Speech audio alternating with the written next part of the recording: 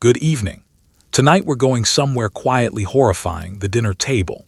Not your dinner table, not the one where you eat cold noodles out of the container while scrolling your phone. A different one entirely. Starched linen stretched tight as a drum, candlelight flickering off silver, a table set with more cutlery than most of us own in our entire kitchen, and a menu where, if you looked closely enough, nearly every second dish had some quiet, unspoken way of doing you harm. It was called elegance. It was called refinement. And in more than a few documented cases, it was called an inquest. Before we sit down, if you're the kind of person who likes drifting off to strange, slow, true stories like this one, consider subscribing, though only if you actually mean it. And if you'd rather listen than watch, this channel is on Spotify too, link waiting for you below. Now settle back, loosen anything that can be loosened, dim the room, and let the fan hum away in the background, because the people in this story could not do the same. They were sewn, buttoned, and laced into an evening they could not escape. Let's pause before we begin. Have you ever really thought about what a formal dinner in the 1800s actually felt like from the inside? Why the jelly on the table wobbled like it was alive? Why half the delicacies would make a modern stomach turn? Why the walls themselves, papered in a gorgeous green, might be doing you more harm than the food? Whether you'd have survived an evening laced into a corset built to make eating a genuine physical negotiation. Whether you'd have known, out of a small forest of forks laid beside your plate, which one to reach for first, and whether getting it wrong would follow you for years. Tonight you get to find out, because you've just been seated at a formal dinner table in the year 1875. Your collar has already started to bite. The soup has a strange shine to it. And nobody at this table has said anything unkind out loud all evening, which, you will learn, means almost nothing. Before any of this happens to you, you first have to be invited, and in the world of formal Victorian dining, an invitation was never really a question. It arrived as more of a summons wearing polite clothing. A heavy card would appear at your door, engraved, formal, worded in language so stiff it barely resembled conversation. And the moment you read it, your week quietly began falling apart. You had to reply in exactly the correct phrasing, referring to yourself in the third person as though describing a stranger. You had to arrive at precisely the right minute, not a breath before, not a breath after. And once you had accepted, backing out was nearly unthinkable, a social wound that would heal slower than any illness the evening itself might have given you. So you went. Everyone always went, because in this world, missing a dinner without an ironclad excuse was the kind of thing people remembered for years, long after they'd forgotten what was even served. Look closely at the card itself, because it was carrying more weight than its size suggested. It arrived well in advance, sometimes weeks ahead, printed on paper heavy enough to feel important in your hand, and the wording left no space for warmth. Nobody wrote, "Come by if you're free." Instead, you got a name, a date, an hour, and an unmistakable current of obligation running underneath it all. You were expected to answer in the same formal register, describing your own attendance as though narrating someone else's life. Word the reply wrong, misjudged the tone, and you had, without meaning to, announced to an entire household that you didn't quite know how any of this worked. And in a world this small, that kind of thing traveled. Then came the preparation, which for the women of a household often began the instant the invitation was accepted. Dresses had to be considered, gloves found, jewelry borrowed or quietly pawned if funds were thin, hair coaxed and pinned into submission for hours. A formal dinner wasn't simply an evening out. It was closer to a small production, with costs, planning, and no shortage of private frustration behind the scenes. Repeating an outfit from a previous season was its own quiet risk, because someone, somewhere, would notice, and noticing was practically a hobby among this crowd. Have you ever felt a flicker of embarrassment wearing the same thing to two events close together? Now imagine an entire social tier built around keeping a mental ledger of exactly that. Timing itself became its own kind of pressure.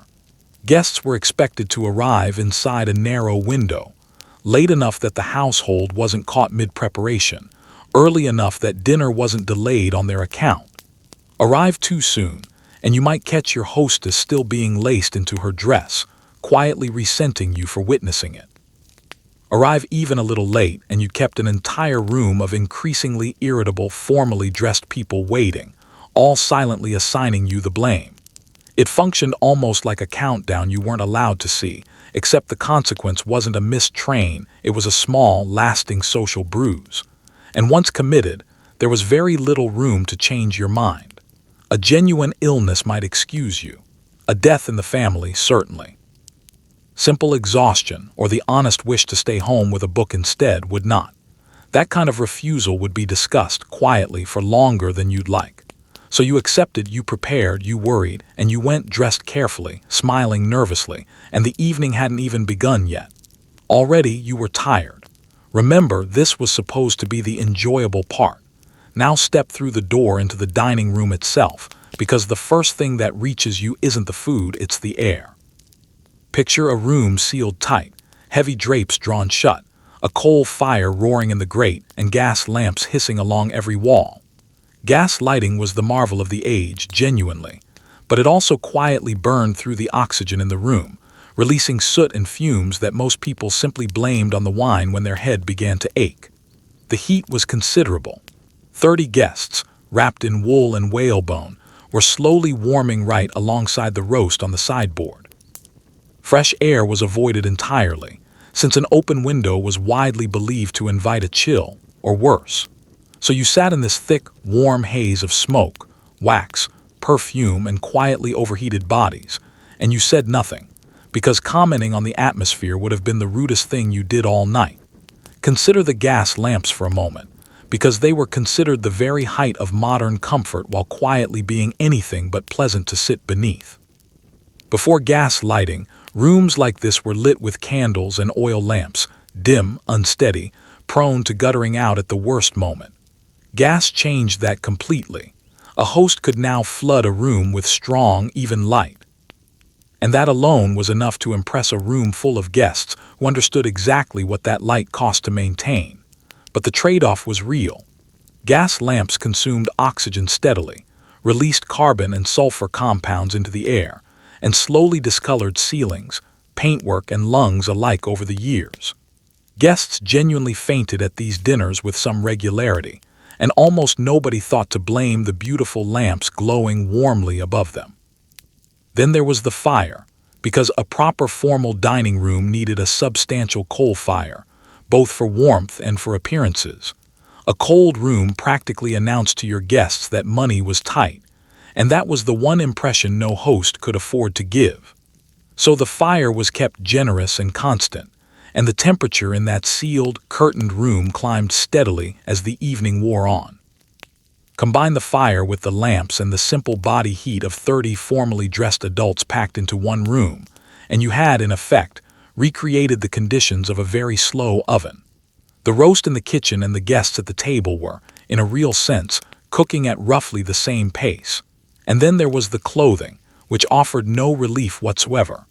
The men were buttoned into wool coats and waistcoats, their collars stiff and unyielding around the throat.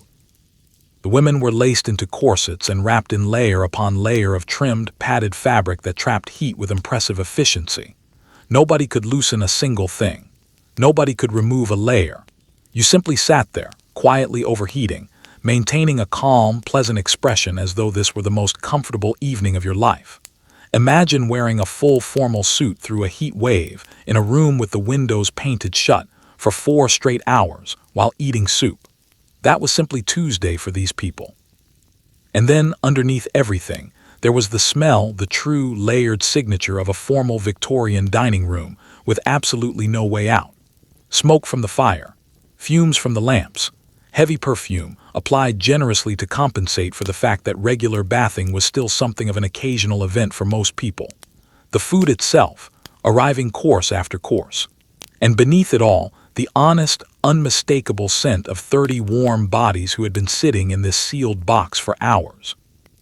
Opening a window might have helped enormously, but a window left open was considered a genuine risk to health, an open door for illness to walk straight in. So the windows stayed shut, the air stayed thick, and everyone silently agreed to behave as though the room smelled of nothing but candle wax and good breeding. You breathed shallowly, complimented the room, and hadn't yet taken a single bite. Now look at the table itself, because the decorations in front of you were beautiful, elaborate, and in more than a few documented cases, genuinely dangerous to have in an enclosed room. That vivid, glowing green in the artificial leaves and paper flowers on the centerpiece, and quite possibly in the wallpaper on the wall behind you, likely came from a pigment built around arsenic. Victorians loved this particular shade of green so completely that they put it on nearly everything: fabric, wallpaper, candles, toys, with no real understanding of what it was slowly doing to the people living around it. On a warm night, in a sealed room like this one, those decorations could shed a fine dust into the air with every draft, every brush of a sleeve. The more striking and elaborate the green display in front of you, the more likely it was quietly contributing something unpleasant to the air you were breathing. Your hosts weren't trying to harm anyone. They simply had excellent taste and absolutely no idea what was hiding inside it. To understand why this happened at all, you have to understand how badly everyone wanted that particular green. For a long time, a truly vivid green was difficult and expensive to produce. Most greens available faded quickly into a dull, forgettable brown. Then a formula built on copper and arsenic produced a shade that didn't fade, that seemed to genuinely glow under candlelight, and the reaction was immediate and widespread. It became the must-have color of the era, appearing in dresses, curtains, toys, candy, and wallpaper with startling speed, and questioning its safety would have seemed, to most people, faintly ridiculous. Everyone wanted more of it, and industry was more than happy to oblige, arsenic included. The centerpiece glowing in front of you tonight is a small monument to exactly that obsession. Victorians rarely did anything modestly when it came to a formal table, and towering arrangements of artificial foliage, polished wax fruit, and paper flowers in that unmistakable bright green were meant to announce, without a single word, exactly how much taste and money this household possessed. It was stunning to look at. It was also, quite possibly, shedding a fine toxic dust across the tablecloth every single time a sleeve brushed against it. The more impressive your host wanted to appear, the more poison they had likely piled up, unknowingly, between the candlesticks. And it didn't end at the table. Look up at the walls, because that fashionable, calming green wallpaper was arguably one of the most dangerous choices in the entire room. In a warm, damp, poorly ventilated space like this one, that same pigment could release a faint vapor over time, and there are genuine documented accounts of entire households falling mysteriously and repeatedly ill inside their own beautifully decorated homes. Children kept in green nurseries grew sickly for reasons nobody could quite explain. Guests in green drawing rooms complained of persistent, unexplained headaches. It's the equivalent of discovering, decades later, that the very wallpaper you were proudest of was the quiet source of a problem you'd spent years blaming on something else entirely. Here's the part that's genuinely hard to believe. The warning signs accumulated for years. Physicians noticed patterns. Newspapers ran stories. And still, the green kept appearing everywhere because it was fashionable, profitable, and beautiful, and giving it up felt, to most people, like an unreasonable sacrifice. There's something almost stubborn about a whole society staring at mounting evidence that its favorite color might be harming its own children, and quietly deciding the color was simply too lovely to abandon. So here you sit, surrounded by glowing green foliage, admiring the craftsmanship, breathing the air, with no idea that the centerpiece in front of you might be the most dangerous guest at this entire table. If you feel a little off later tonight, nobody is going to blame the flowers. They'll blame the oysters instead, and we'll get to those shortly. For now, simply admire the display and maybe don't lean in too closely. Before the first course arrives, let's take a quick trip downstairs into the hot, exhausting world that makes this entire evening possible. While you sip wine in candle-lit comfort upstairs, An entire staff is working itself ragged in a basement kitchen that feels roughly like the inside of a kettle. The cook has been standing since well before dawn. Kitchen maids are scrubbing an endless mountain of copper pots with sand and sheer determination. Young footmen are sprinting up narrow back staircases, balancing dishes that outweigh them, timed to arrive at your table at exactly the right moment. None of them will taste what you're about to eat. None of them will be thanked by name. And every one of them can judge exactly how important a guest is by which seat they've been given at the table. So the next time dinner arrives a few minutes later than expected, spare a thought for the exhausted teenager hauling a scalding tureen of soup up 4 flights of stairs in near darkness. The kitchen itself operated as a kind of controlled chaos. Set below ground, hot, cramped, lit only by fire and flame, it rarely cooled down at all during the height of the social season. At the center of it stood the cook, a figure of real authority within her domain, responsible for coordinating a meal with a dozen separate courses, with no thermometer, no timer, none of the conveniences taken for granted today. She judged an oven's heat by holding her bare hand inside it. She timed each dish through instinct built over years of exhausting repetition, cooking for a room of people she would likely never meet, whose only feedback might be a polite nod, a quiet complaint, or nothing at all. Beneath her ran an entire hierarchy of overworked staff. Kitchen maids chopped, plucked, and stirred without pause. Scullery maids, often barely more than children, spent entire days with their hands submerged in cold, greasy water, scouring the endless copper cookware that fashionable cooking demanded. There were no gloves, no gentle soaps, just sand, ash, and hour after hour of scrubbing that left young hands raw and cracked. Loading a modern dishwasher would have seemed, to these girls, like an unimaginable luxury. Then there were the ones you actually saw, the footmen, chosen partly for height and appearance, dressed in fine livery, trained to move through the dining room like elegant, silent furniture. But that elegance sat directly on top of considerable physical labor. Every plate, every heavy serving dish had to be carried up from that basement kitchen, often along dim, narrow back stairs, delivered at exactly the correct temperature, at exactly the correct moment, without a single drop spilled. One visible stumble in front of a guest could genuinely cost a servant their position, and here is the quiet cruelty sitting underneath the entire spectacle. The people who prepared and carried this extraordinary meal were themselves fed on the plainest possible food, ate in shifts in a cold servants' hall, and slept in freezing attic rooms before waking to do it all again the next day. None of tonight's elaborate courses were meant for them. They were expected to remain as invisible as the plumbing, present only when needed, gone the moment they weren't. So as each beautifully timed course arrives at your place tonight, remember that it represents real, exhausting human effort from someone who will go to bed hungry and aching and entirely unthanked. You didn't see them. That was always the intention, but now you know they were there. Let's talk about how long this meal was actually going to last, because a formal Victorian dinner wasn't really a meal so much as an endurance event conducted with cutlery. Thanks to a newly fashionable style of service, dishes now arrived one at a time in a slow, unbroken sequence that could stretch across 10 courses or more, easily running past 3 hours. Soup, fish, a meat course, a game course, something sweet, something savory, and on, each demanding its own plate, its own glass, its own utensil drawn from the small arsenal laid out in front of you. You couldn't leave. You couldn't rush.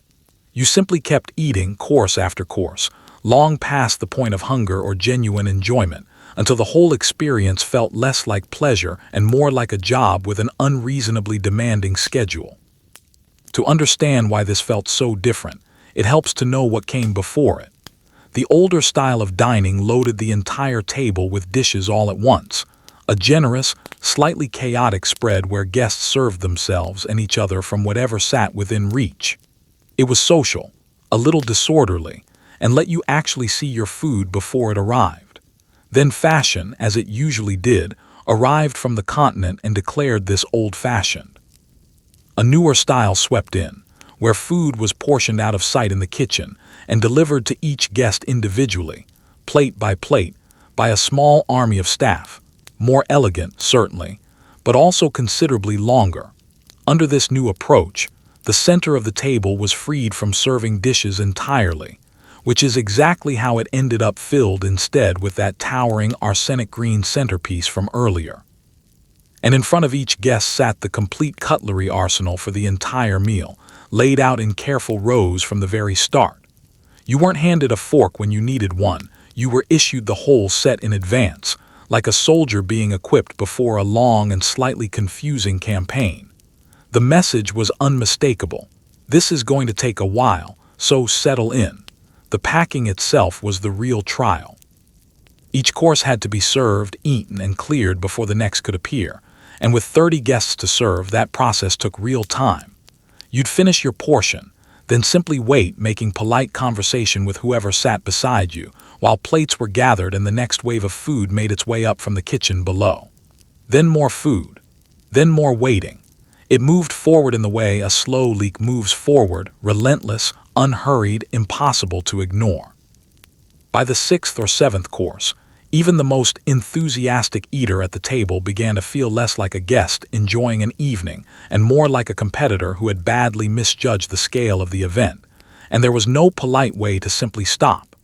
Leaving early was an insult. Turning down course after course 2 obviously was rude. Slowing down visibly suggested something might be wrong with the food, which was worse still. So you paced yourself carefully, took modest portions, and pressed forward through the marathon, smiling and chatting the entire way, quietly counting how many courses might still remain. Let's bring in the soup, because this is exactly where things start getting slippery, in more ways than one. The great showpiece soup of a formal Victorian table was genuine turtle soup, made from real sea turtles, shipped alive across enormous distances, kept in cellars until the kitchen was ready for them, in a process no guest upstairs particularly wanted to picture in detail. It was expensive, fashionable, and functioned as a clear, unspoken announcement that your host had the kind of money that could arrange for a live reptile to travel across an ocean for a single evening's entertainment. If a household couldn't stretch to a real turtle, there was always mock turtle soup instead, which sounds charming right up until you learn it was built from a boiled calf's head, skin included, carefully seasoned to imitate the real thing. So your very first course tonight is either a boiled, endangered sea creature or a disguised calf's face. You lift your spoon, you nod approvingly, and you remind yourself there are 9 more courses to go. Let's start with the genuine article, since it was the one worth boasting about. Green sea turtles were transported staggering distances, packed into ships and kept alive for the entire voyage, arriving in the cellar of a fashionable townhouse as living cargo. Keeping them alive that long was itself a considerable operation, and the cost and effort involved were really the entire point. Turtle soup was never truly about flavor. It was about being able to say, without saying it outright, that you could arrange for a live reptile to cross an ocean for the sake of one dinner. It was a status symbol you could eat with a spoon, which is a strange thing to type out loud, but this was a strange century in a great many ways. The preparation itself was long, laborious, and mercifully invisible to the guests upstairs, resulting in a rich, dark, faintly gelatinous soup, often fortified generously with sherry, prized for a texture most modern diners would likely find unsettling. Entire cookbooks devoted careful chapters to it. The grandest civic banquets were practically built around it. To be served real turtle soup was to know, immediately, that you had arrived somewhere important. To be able to serve it yourself was to prove you belonged near the very top of the social ladder. For anyone who couldn't manage a live turtle, there was always ingenuity, because there always was. Mock turtle soup existed to mimic the taste and texture of the genuine article at a fraction of the expense. And how exactly did you fake a turtle? With a calf's head, boiled long and slow, skin and all, until it released a rich, gelatinous stock with a wobble not far removed from the real thing. It was clever, it was economical, and it was, once you actually pictured the process, an entire young cow's head simmering quietly in a pot so that guests could pretend, briefly, to be eating something they couldn't actually afford. The lengths people went to in order to appear wealthier than they were could be genuinely, quietly impressive. And here's the small absurdity sitting at the heart of the whole soup course. Whether your spoon was dipping into the genuine article or its clever imitation, your grand, elegant dinner was beginning with something that had required either an ocean voyage for a doomed reptile or the long, patient boiling of a severed calf's head. Neither one qualifies as an appetizer by any reasonable modern standard. Both were served in fine porcelain, admired with quiet murmurs of approval, and eaten without a hint of hesitation. The turtle was too expensive to question. The mock turtle was too clever to refuse. So down it went, spoonful by spoonful, the opening act of a very long evening. You finish your bowl, you dab your lips politely, and somewhere below stairs, an exhausted cook is already wrestling the fish course up the back staircase, and you have, in truth, barely begun. Next comes the fish course, and with it, the oyster, a food that made a genuinely remarkable journey across this era. In the earlier decades of the century, oysters were so cheap and plentiful that they were essentially peasant food, shoveled into pies and stews purely to stretch the meat further. By the time you're sitting down to dinner in the 1870s, decades of relentless overfishing have transformed them into something else entirely, a genuine delicacy, slurped down proudly by the dozen among the wealthy. The trouble is that refrigeration barely exists in any meaningful sense. The journey from coast to inland dining table is long, uncertain, and entirely dependent on melting ice, and a single bad oyster sitting in a warm dining room is a real, unpredictable gamble. You have no way of knowing which glistening shell on the ice is perfectly fine, and which one is quietly working against you. So you tip one back, taste the sea, and unknowingly wager your entire evening on the outcome. The rise of the oyster is really a lesson in how scarcity manufactures status out of nothing at all. Early in the century, oyster beds were so abundant along the coastline that the shellfish were dirt cheap, eaten by the barrelful by working people who thought nothing special of them at all. Special isn't a word anyone reaches for when something is available to absolutely everyone. Then the beds were fished harder and harder, year after year, until the supply thinned and the price climbed, and the very same food quietly transformed from something eaten by the poor into something served proudly to the wealthy. There's a strange consistency to how badly people want something the moment it becomes scarce for everyone else. By your dinner in 1875, oysters have completed that full climb, arriving at the fish course as a genuine mark of refinement, served raw over a bed of ice with all the ceremony of a small treasure.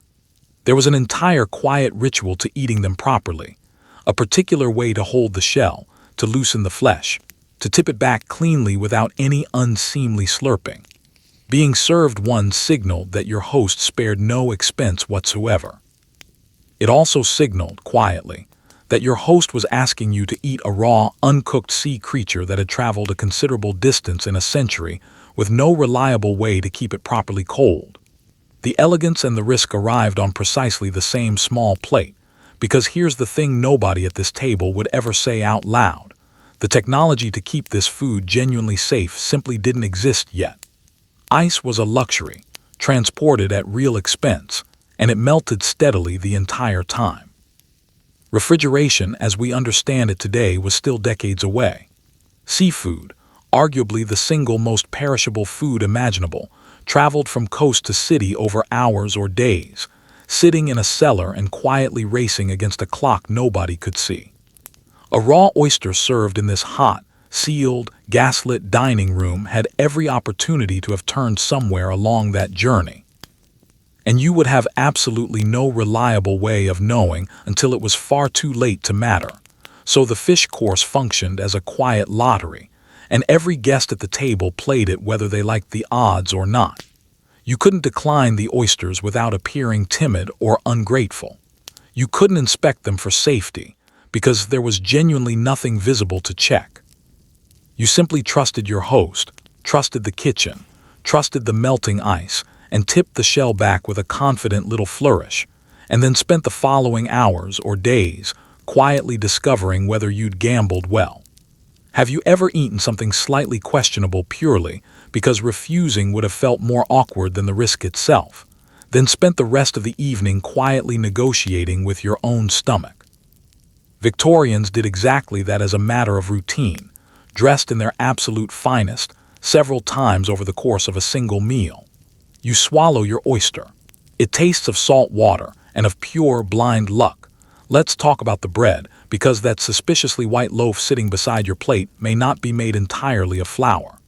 In an age with essentially no food safety regulation worth mentioning, bakers routinely stretch their profits by mixing in ingredients considerably cheaper than wheat. Alum was worked into the dough to make the finished loaf whiter and firmer, which pleased customers who genuinely believed pale bread signaled quality.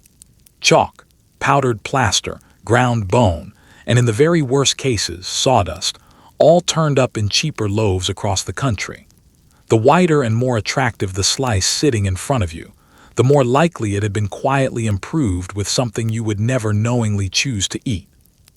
So you butter your beautiful pale bread, take a bite, and enjoy the faint mineral aftertaste of a building site.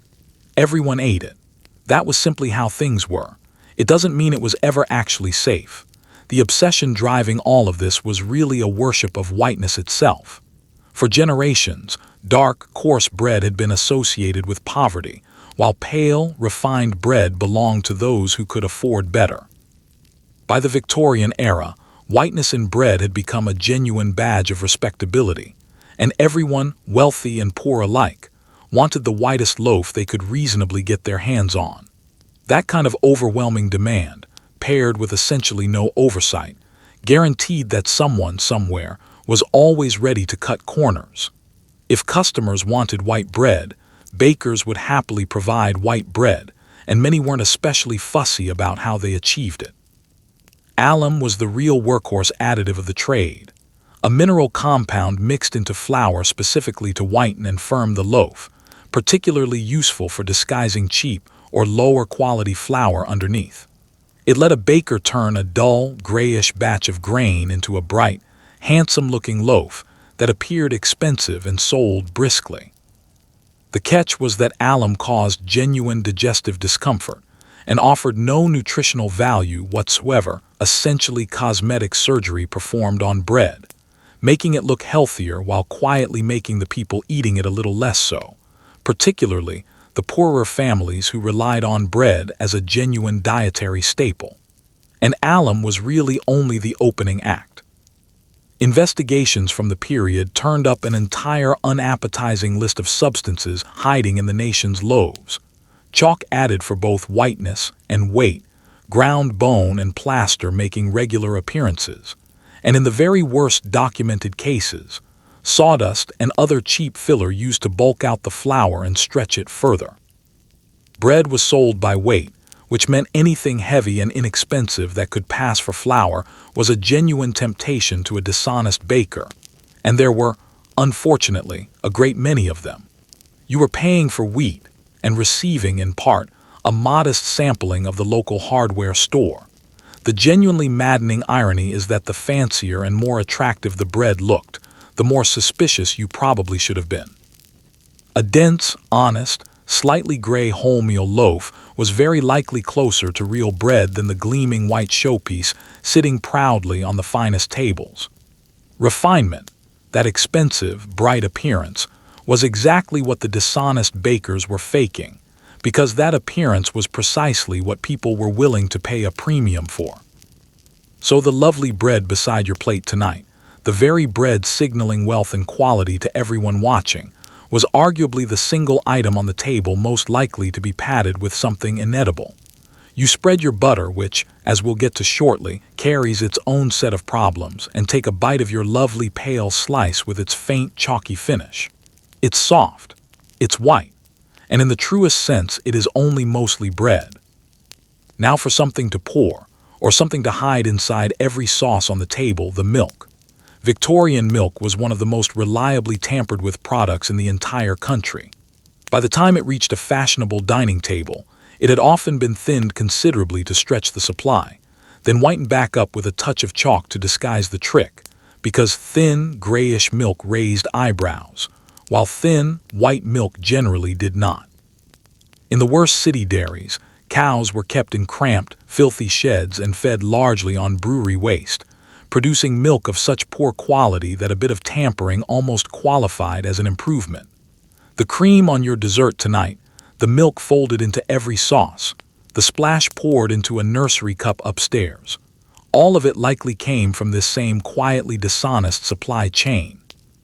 So you enjoy your creamy pudding later this evening, blissfully unaware that its star ingredient was part cow, part water pump, and part chalk quarry.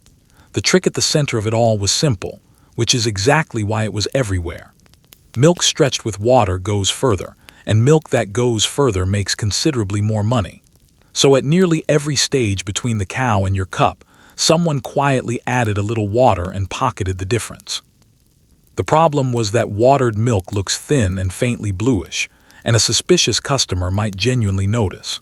The fix was to whiten it back up, and chalk, flour, or a touch of starch did the job nicely, restoring that wholesome, creamy appearance without restoring anything actually worth drinking. You paid for milk. You received a pale imitation of milk, quietly topped up from the nearest available pump. But the watering down was honestly the least troubling part, because plenty of this milk began its life in genuinely appalling conditions. Large cities were fed in part by cramped urban dairies, where cows lived close to the very population drinking their milk. In dark, filthy sheds, many of these animals never left. They were fed cheaply, often on spent grain waste from breweries, and kept in unsanitary conditions that produced sickly cows and correspondingly poor, occasionally dangerous milk.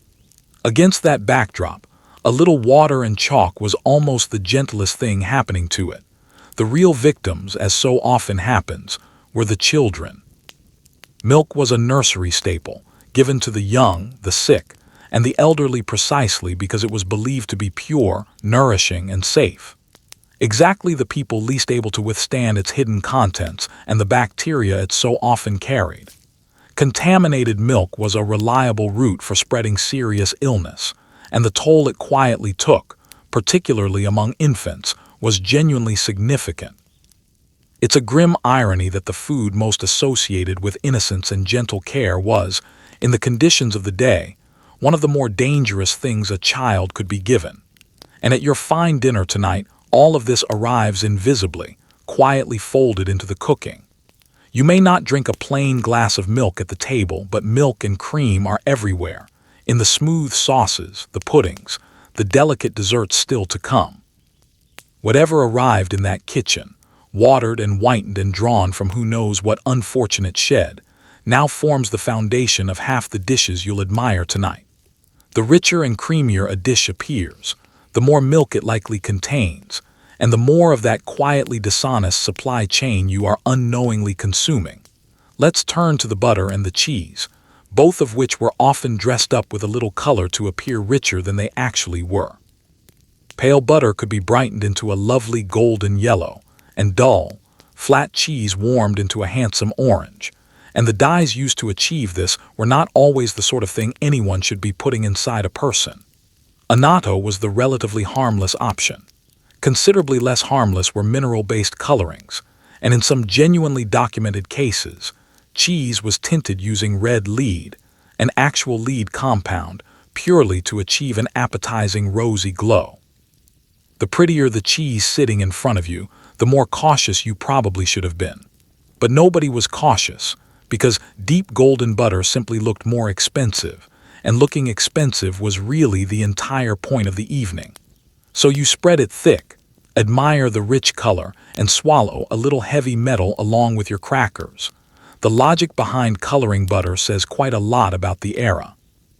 Butter's natural color shifts with the seasons and the cow's diet. Summer butter from grass-fed cattle came out a rich golden yellow, while winter butter tended toward pale and unremarkable. Customers had come to associate that deep yellow shade with freshness and quality, so dairies and dealers learned to fake it year-round, dousing pale winter butter with coloring to keep it looking like the good summer stuff regardless of season. Most of the time, the dye used was annatto, a plant-based coloring that was at least genuinely harmless, the honest end of an otherwise dishonest practice, cosmetic rather than dangerous. Cheese, unfortunately, is where things drifted into considerably darker territory. The same basic instinct applied. A rich, orange cheese looked more appealing and more expensive than a pale one, so cheese too was routinely colored to please the eye. Annatto often did the job safely enough here as well, but food coloring in this period was entirely unregulated, and wherever there's no oversight at all, someone will inevitably reach for whatever is cheapest or most vivid, regardless of what it actually contains. Investigators of the period documented cheeses tinted with mineral compounds that had absolutely no business being anywhere near food, chosen purely for their color and low cost. The most alarming example genuinely deserves to make your skin crawl. In some recorded cases, cheese and other foods were colored using red lead, a genuine lead compound prized for producing a warm, appetizing, ruddy hue. Lead is a cumulative poison, quietly damaging the body over months and years, especially harmful to children, and here it was being deliberately mixed into food for no reason beyond making it look nicer on a plate. There was no real malice in it, just a near-total absence of understanding, paired with a near-total absence of any regulation to stop it. The dealer wanted a better-looking product. The customer wanted a better-looking product. Neither one had any real idea they were quietly negotiating over poison. This was the strange trap sitting at the heart of the entire Victorian table. Every instinct a diner might reasonably use to judge the quality of their food had been quietly turned into a weapon against them. Bright white bread meant additives. Rich, creamy milk meant chalk. Deep golden butter and glowing orange cheese meant dye, and sometimes that dye was slowly causing genuine harm. The prettier and more expensive a dish looked, the more effort had likely gone into faking exactly that impression, and the more suspicious a guest probably should have been. But suspicion had no place at a fine dinner table. So you cut yourself a generous wedge of that gorgeous, ruddy cheese, spread your rich, confident yellow butter, and enjoy every bite, trusting your own eyes completely, which in the 1870s was very nearly the single most dangerous thing you could do at a dinner party. Let's move to the game course and brace yourself a little, because this one is a matter of taste in the most literal sense imaginable. Victorian gentlemen held a firm belief that pheasant, grouse, and other game birds should never be eaten fresh. Fresh was considered the mark of an amateur with no real palate. Instead, these birds were hung by the neck in a cool larder for days, sometimes stretching into weeks, until they reached a state politely described as high, and rather less politely described as beginning to rot. The meat softened considerably, the flavor grew deep and strong, and true connoisseurs judged a bird properly ready when it had very nearly detached itself from the feathers it hung by. To a modern nose, walking into that larder would feel less like fine dining and more like discovering a problem. But to your fellow guests tonight, that faintly decomposed richness represented the absolute height of culinary sophistication. So you cut a piece, chew thoughtfully, and do your level best not to dwell too long on exactly how many days this particular bird has been dead. To really understand this practice, you have to understand that nobody at this table was eating rotten birds by accident. This was deliberate, carefully considered, and defended with something close to genuine religious seriousness. Hanging game, the thinking went, tenderized otherwise tough meat and developed a deep, complex flavor that fresh meat simply couldn't offer. An entire body of received wisdom existed around exactly how long each type of bird should hang, under what conditions, and precisely how to judge when it had reached perfection. This was real expertise, and men took genuine pride in mastering it, the same way one might take pride in knowing wine. Getting it exactly right was considered a mark of true refinement. The method itself was every bit as grim as it sounds. The bird, feathers, head, and all was hung by the neck or the tail in a cool game larder, and simply left there while days passed. The flesh gradually softened, the aroma steadily developed, and the whole process edged carefully toward outright decomposition, all under close, deliberate supervision. The traditional test for readiness was memorably unpleasant, involving the bird hanging until its own body was practically on the verge of separating from the feathers suspending it.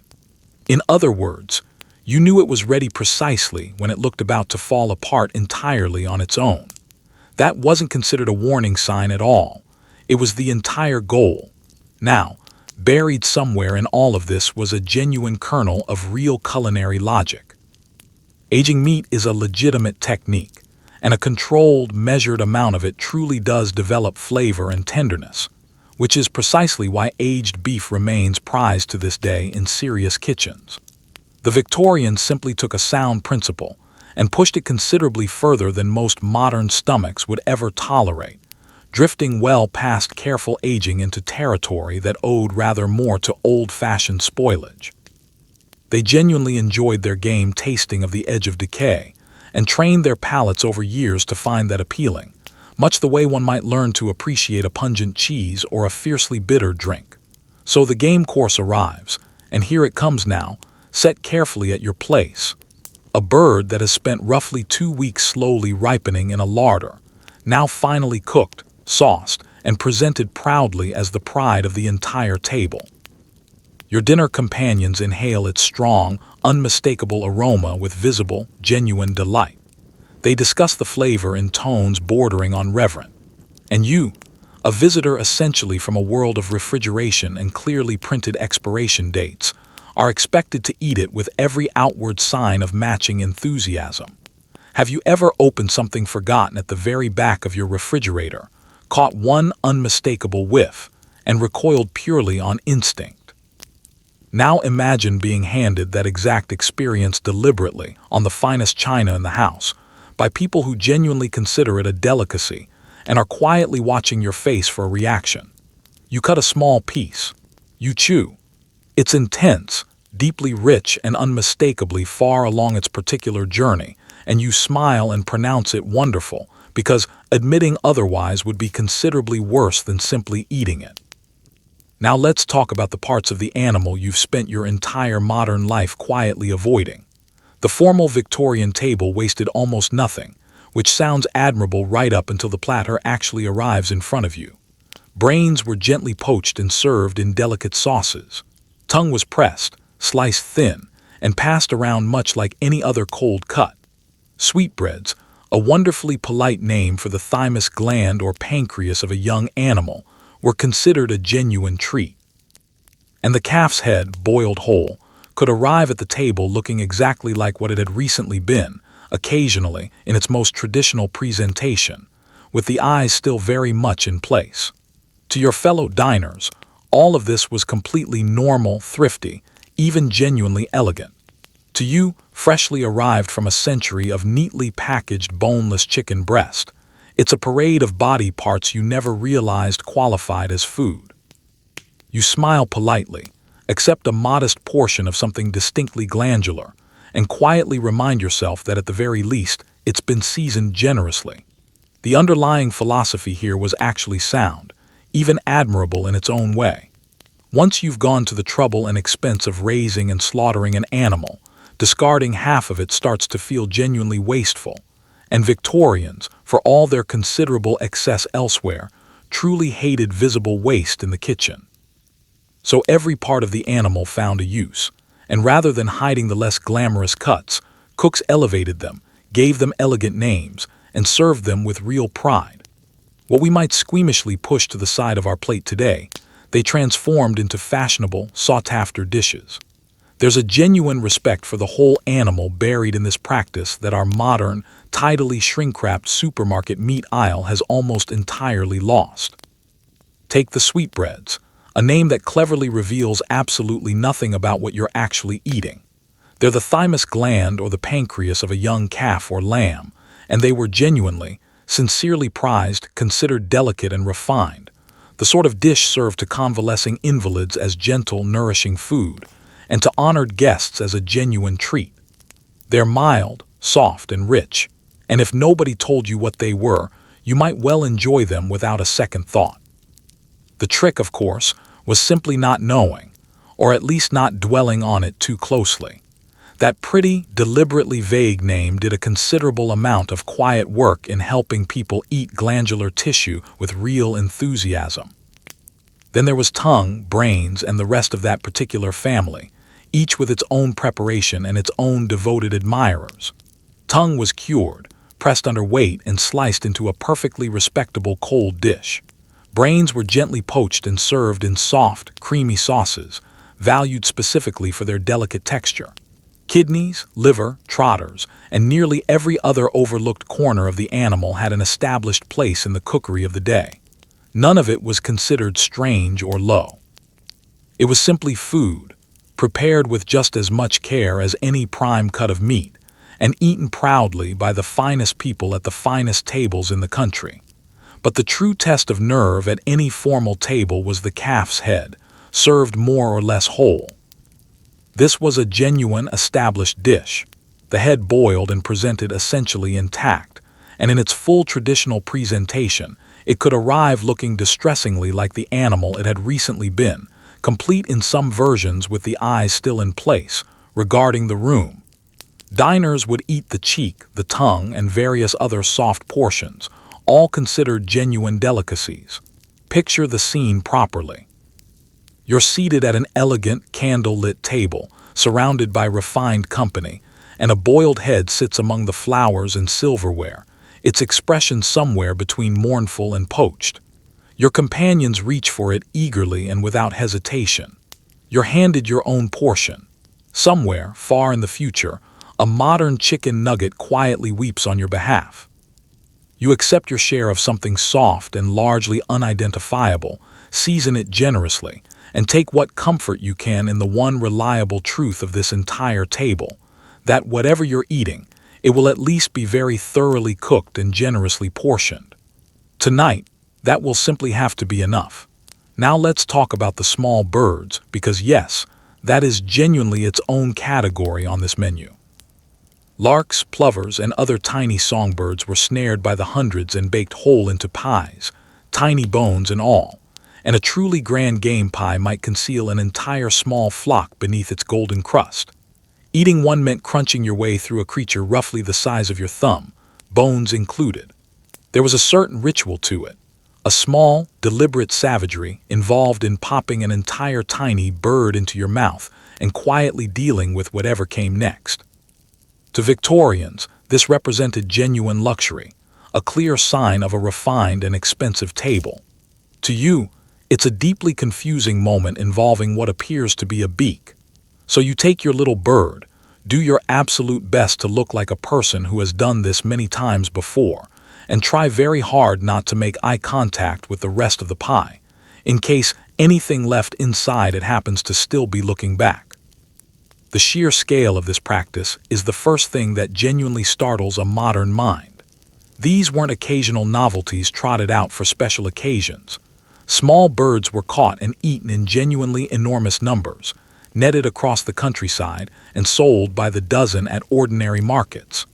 Songbirds we now think of fondly as delicate garden visitors were, to the Victorian kitchen, simply small ingredients that arrived in bulk. Larks in particular were consumed by the thousands, their tiny bodies destined for pies, roasts, and elegant garnishes. What strikes us now as genuinely unthinkable was, to them, simply an ordinary part of the seasonal menu, no more remarkable than beef or mutton. The classic vehicle for these tiny birds was the raised pie, an impressive, thick-crusted structure concealing a surprising quantity of wildlife beneath its lid. A truly fine game pie functioned as a genuine showpiece, and part of its impressiveness lay precisely in the sheer variety and number of creatures packed carefully inside. You'd cut into that golden crust and discover a dense, rich assembly of meats, and nestled among them, whole small birds, boned or not depending entirely on the recipe and the ambition of the cook preparing it. It was hearty. It was genuinely expensive. And it stood as a small monument to the era's remarkable willingness to eat absolutely anything that happened to have feathers, Serving the birds whole carried its own particular experience entirely. A roasted lark or similarly tiny bird might be presented essentially intact, and the correct, expected approach was to eat most of it in one or two confident bites, bones included, since the small bones were soft enough to crunch through without much difficulty.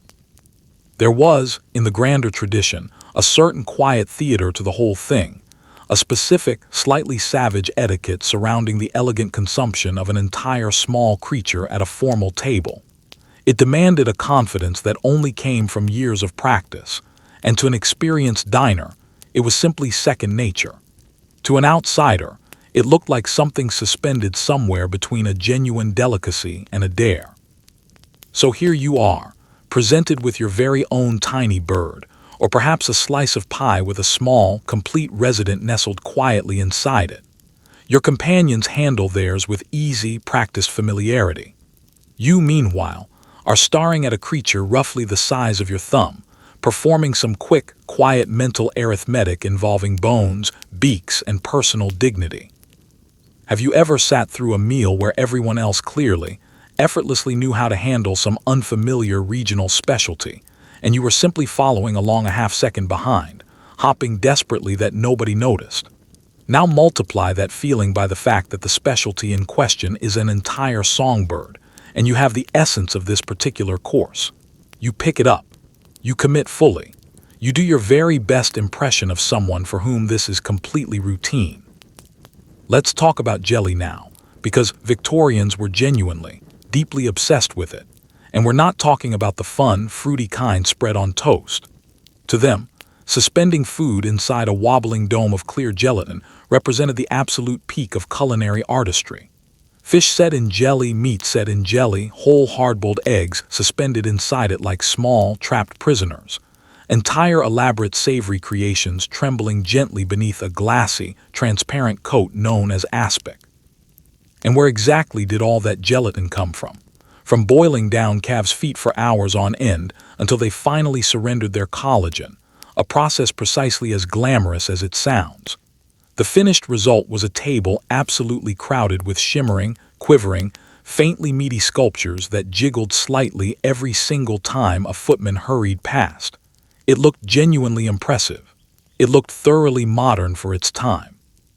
It also meant your entire dinner was permanently teetering on the edge of collapsing gently into a puddle. So you cut carefully into your own wobbling monument, watch it tremble in response, and quietly accept that tonight, essentially everything you eat will be at least a little bit made of hoof. The appeal of jelly to the Victorian mind rested partly on clarity and partly on sheer, demonstrated difficulty. A perfectly clear, perfectly set aspic was genuinely hard to achieve, requiring real skill, considerable time, and no small amount of patience, and so it quietly advertised the overall quality of the kitchen producing it. A wobbling tower of crystal-clear jelly with food suspended perfectly inside it, held magically in place, represented a small, genuine miracle of technique. It announced, without a single word, that the cook was skilled and the household could easily afford to keep her occupied for hours on something purely decorative, beauty and status, literally trembling together on a single plate. But to make jelly at all, you first need gelatin, and this is exactly where the glamour quietly falls away. Before neat little packets of powdered gelatin existed, it had to be extracted the hard way, by boiling down animal parts rich in collagen, most reliably calves' feet, for long, patient hours until the resulting liquid ran thick with it. That liquid then had to be carefully clarified, often using egg whites, until it turned perfectly clear. So the shimmering, elegant, almost jewel-like aspic sitting proudly on the table tonight began its life, quite humbly, as a simmering pot of hooves. Every glittering savory jelly represented, at its heart, a genuine triumph of transforming the least appetizing part of an animal into the single most refined-looking object in the entire room, and Victorians put nearly everything imaginable inside it. Savory aspics were, if anything, even more beloved than their sweet counterparts, and were used to encase all manner of ingredients. Cooked fish gleamed softly inside their transparent coating. Cold meats were set neatly into decorative molds. Hard-boiled eggs floated suspended and perfectly motionless, halved to display the yolk, trapped forever inside their small glassy tomb. Elaborate composed dishes were assembled with real patience, layer by careful layer, and then locked permanently in place beneath a clear, glistening dome.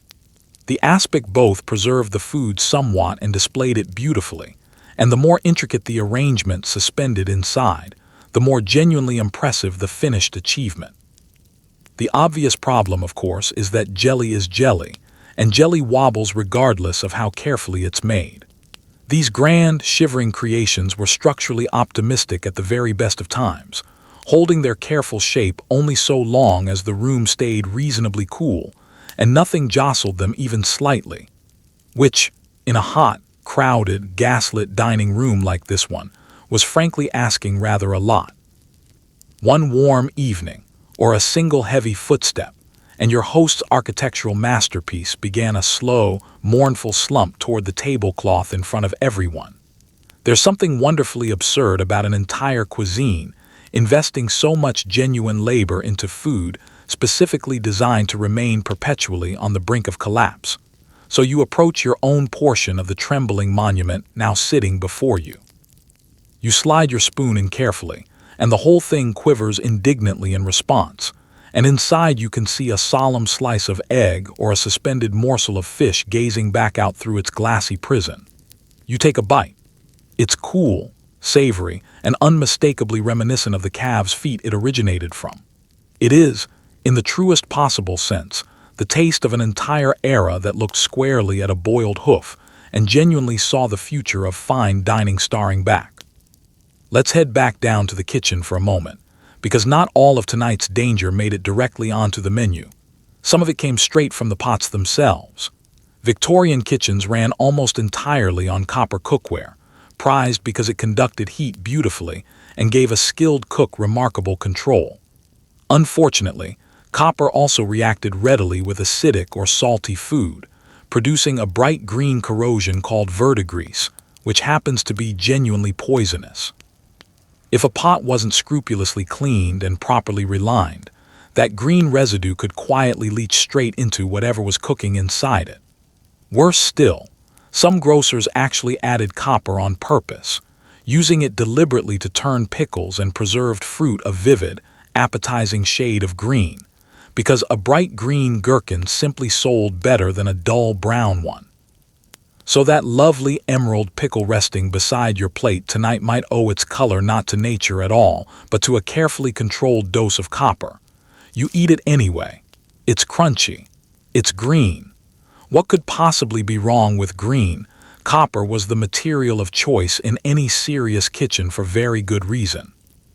It distributes heat superbly, giving a skilled cook fine, precise control over delicate sauces and exact temperatures, and a grand household's kitchen would gleam proudly with row after row of copper pots and pans, a genuine investment, and a clear mark of a well-equipped establishment. The trouble is that copper is chemically sociable in exactly the wrong way. Place something acidic or salty inside an unlined or poorly maintained copper pot, let it sit for any length of time, and the metal begins to react, forming that telltale green corrosion known as verdigris. It's genuinely poisonous, and it forms with quiet, unhurried ease on any neglected copper surface. This is precisely why copper pans were traditionally lined on the inside with a thin coat of tin, creating a barrier between the food and the reactive metal underneath. But tin linings wear away steadily with use and repeated scrubbing, and retining cost real money and real effort. In a busy kitchen with far too much to do and far too little oversight, a lining might be allowed to wear dangerously thin, exposing bare copper underneath. Acidic foods left sitting in such a pot, or cooked carelessly inside one, could pick up a real dose of copper and carry it straight to the table, entirely invisible and completely unsuspected. Then there's the part that turns simple carelessness into something closer to outright madness. Some cooks and grocers added copper to food quite deliberately, because it produced a wonderfully vivid, eye-catching green.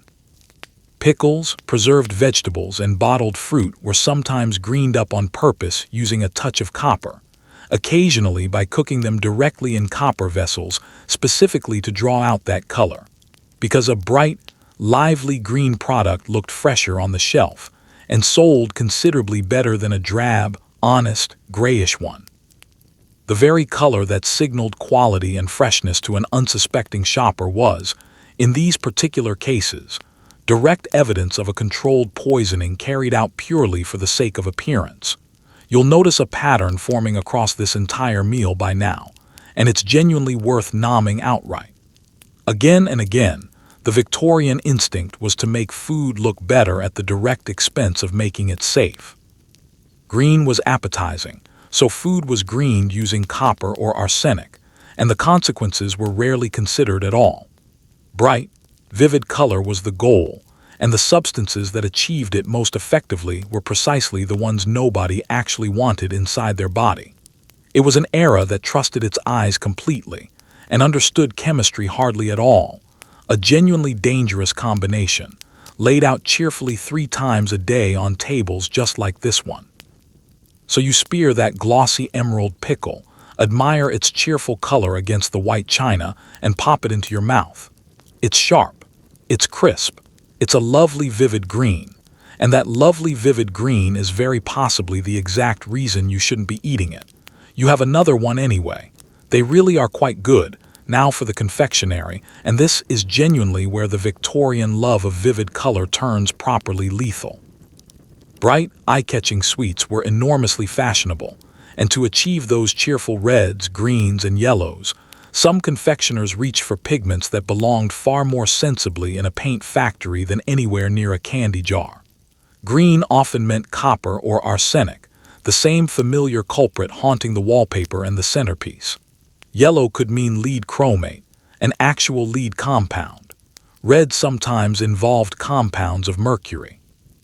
In 1858, in the English town of Bradford, a batch of peppermint sweets was accidentally prepared using arsenic in place of a harmless bulking powder, and the result was mass poisoning and multiple confirmed deaths, all traced back to a single batch of candy sold from an ordinary market stall. Let that settle for a moment. Candy genuinely killed people, and not in any figurative sense. So as the pretty, colorful sweets are passed around your table later tonight, glowing softly in the gaslight, remember that in this particular era, the more vivid the treat sitting in front of you, the more it might have been quietly seasoned with something straight off the periodic table. Sweets in this period were frequently cheap, and cheapness invited cutting corners at every possible turn. Confectioners, especially those selling to poorer customers, routinely bulked out their products using harmless but flavorless fillers to save on the cost of sugar, a practice common enough to have earned its own dedicated trade name. In principle, the filler itself was something reasonably inert, like plaster or powdered limestone. Unpleasant, certainly, but not genuinely dangerous. The real hazard lived instead in the coloring, because bright, eye-catching sweets sold considerably better, and the most vivid, attention-grabbing colors came from mineral pigments that were, frankly, terrifying to find anywhere near a human mouth. Run quickly through the palette, and it reads uncomfortably like a list of things that belong locked safely in a cupboard. Vivid greens came from copper compounds, or from arsenic directly, the same beautiful, deadly shade haunting the decorations and the wallpaper throughout the entire house. Bright yellows could come from lead chromate. Rich reds sometimes involved compounds of mercury. These were genuinely potent industrial pigments, and they were being casually stirred into candy destined specifically for children, purely because they made the finished sweets look irresistible sitting in a shop window. The prettier the sweet, the more likely it carried a genuine, measurable toxin inside it. Then came the disaster that really ought to have changed everything immediately. In the town of Bradford in 1858, a sweet maker sent someone out to purchase the usual harmless filler used to bulk out a fresh batch of peppermint humbugs. Through a chain of unfortunate confusion at the supplier, what was actually delivered and mixed in instead was arsenic. The resulting sweets were sold openly, eaten eagerly, and the consequences were genuinely catastrophic. A great many people poisoned, and a significant number, including several children, killed, all traced back to an ordinary bag of mint humbugs bought from a market stall like any other. It wasn't sabotage of any kind. It was the entirely predictable result of a system where deadly industrial substances and everyday food were handled side by people with no reliable way of telling them apart. The Bradford poisonings genuinely horrified the public and became something of a landmark case, one of several shocks that slowly, belatedly pushed the country toward the food safety laws that had been so completely absent up to that point. But that reckoning came considerably later, and the sweets sitting on your table tonight belong firmly to the world that came before it. A world where a confectioner's brightest, most tempting creations were very often his most genuinely dangerous ones too. So the little dish of jewel-bright sweets makes its way around your table, glinting green, red, and yellow under the gaslight, and your fellow guests take them without a second thought. Children in ordinary homes across the entire country are, at this very moment, being handed those exact same colors as an innocent treat. You select a lovely green one yourself, because green, as we've thoroughly established by now, is very much the color of the evening. It's sweet, it's beautiful, and in the 1870s, beautiful and genuinely safe were still, more often than not, complete strangers to one another. Let's make room now for the molded desserts, the proud centerpiece of any genuinely ambitious Victorian sweet course. Blancmanges, creams, and shaped fruit jellies were carefully set inside elaborate copper molds and turned out into towering, quivering architectural marvels, small castles, pillars, and pyramids that trembled gently on the plate as though they knew something you didn't. A hostess judged herself directly on how grand and how structurally stable her molds turned out, which was a genuine gamble every single time, since one warm room or one clumsy footman could reduce an entire masterpiece to a sad, collapsing heap within seconds. And the colors, naturally, came from that exact same roster of questionable dyes lurking absolutely everywhere else on this table. So your own delicate green almond cream might well be tinted with something you'd never willingly put anywhere near your skin, let alone your stomach. The molded dessert was really where a hostess got to properly show off, and the competition among households was genuinely fierce.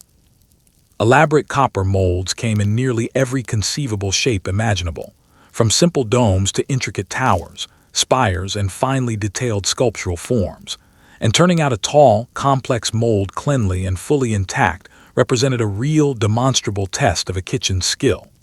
Blancmange, a pale, sweet, almond-scented cream set carefully with gelatin, was a particular favorite medium, alongside custards, creams, and fruit-flavored shapes. Assembled well, these were genuine showpieces, glistening and grand, standing as the crowning glory of the entire sweet course.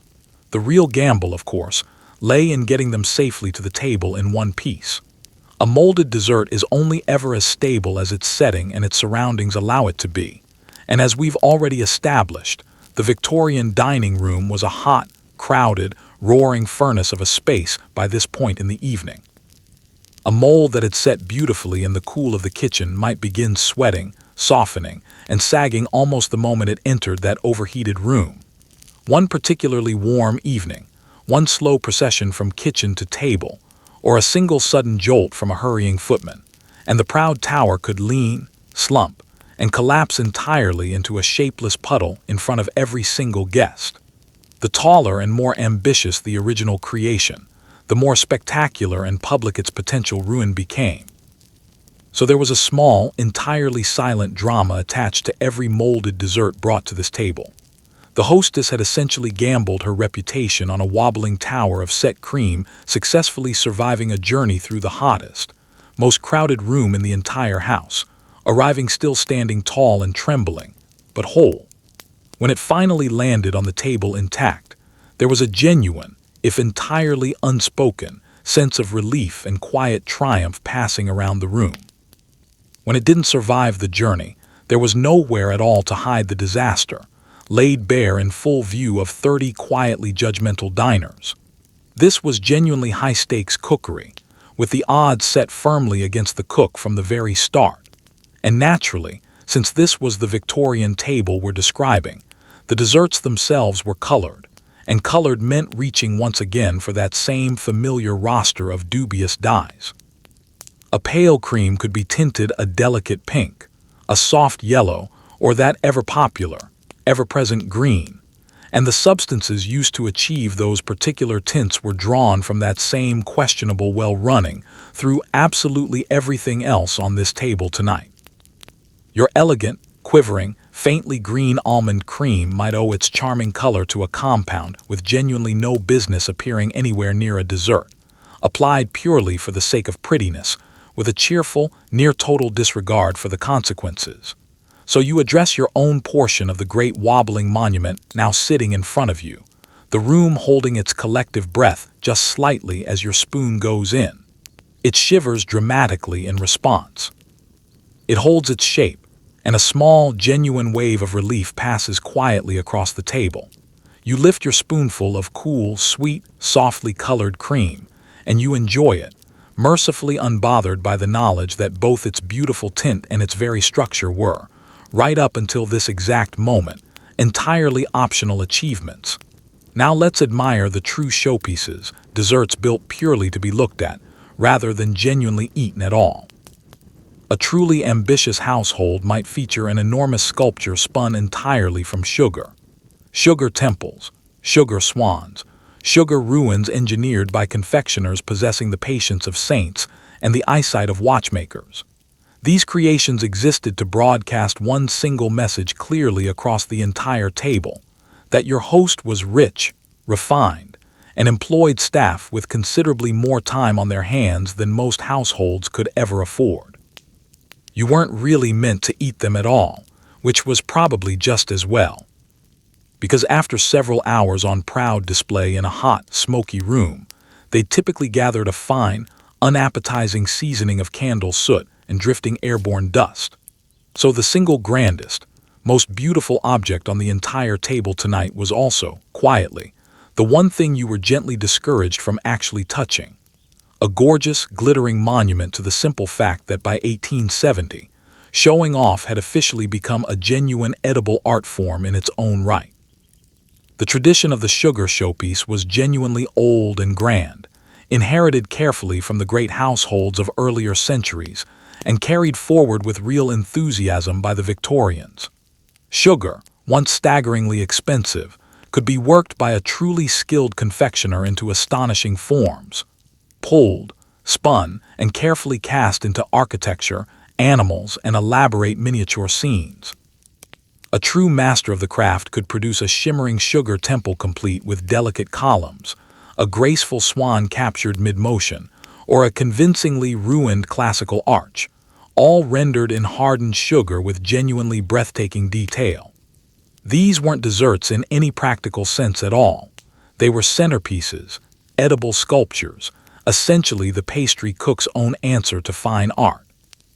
Let's put the kettle on now, though I gently hold off on trusting whatever comes out of it.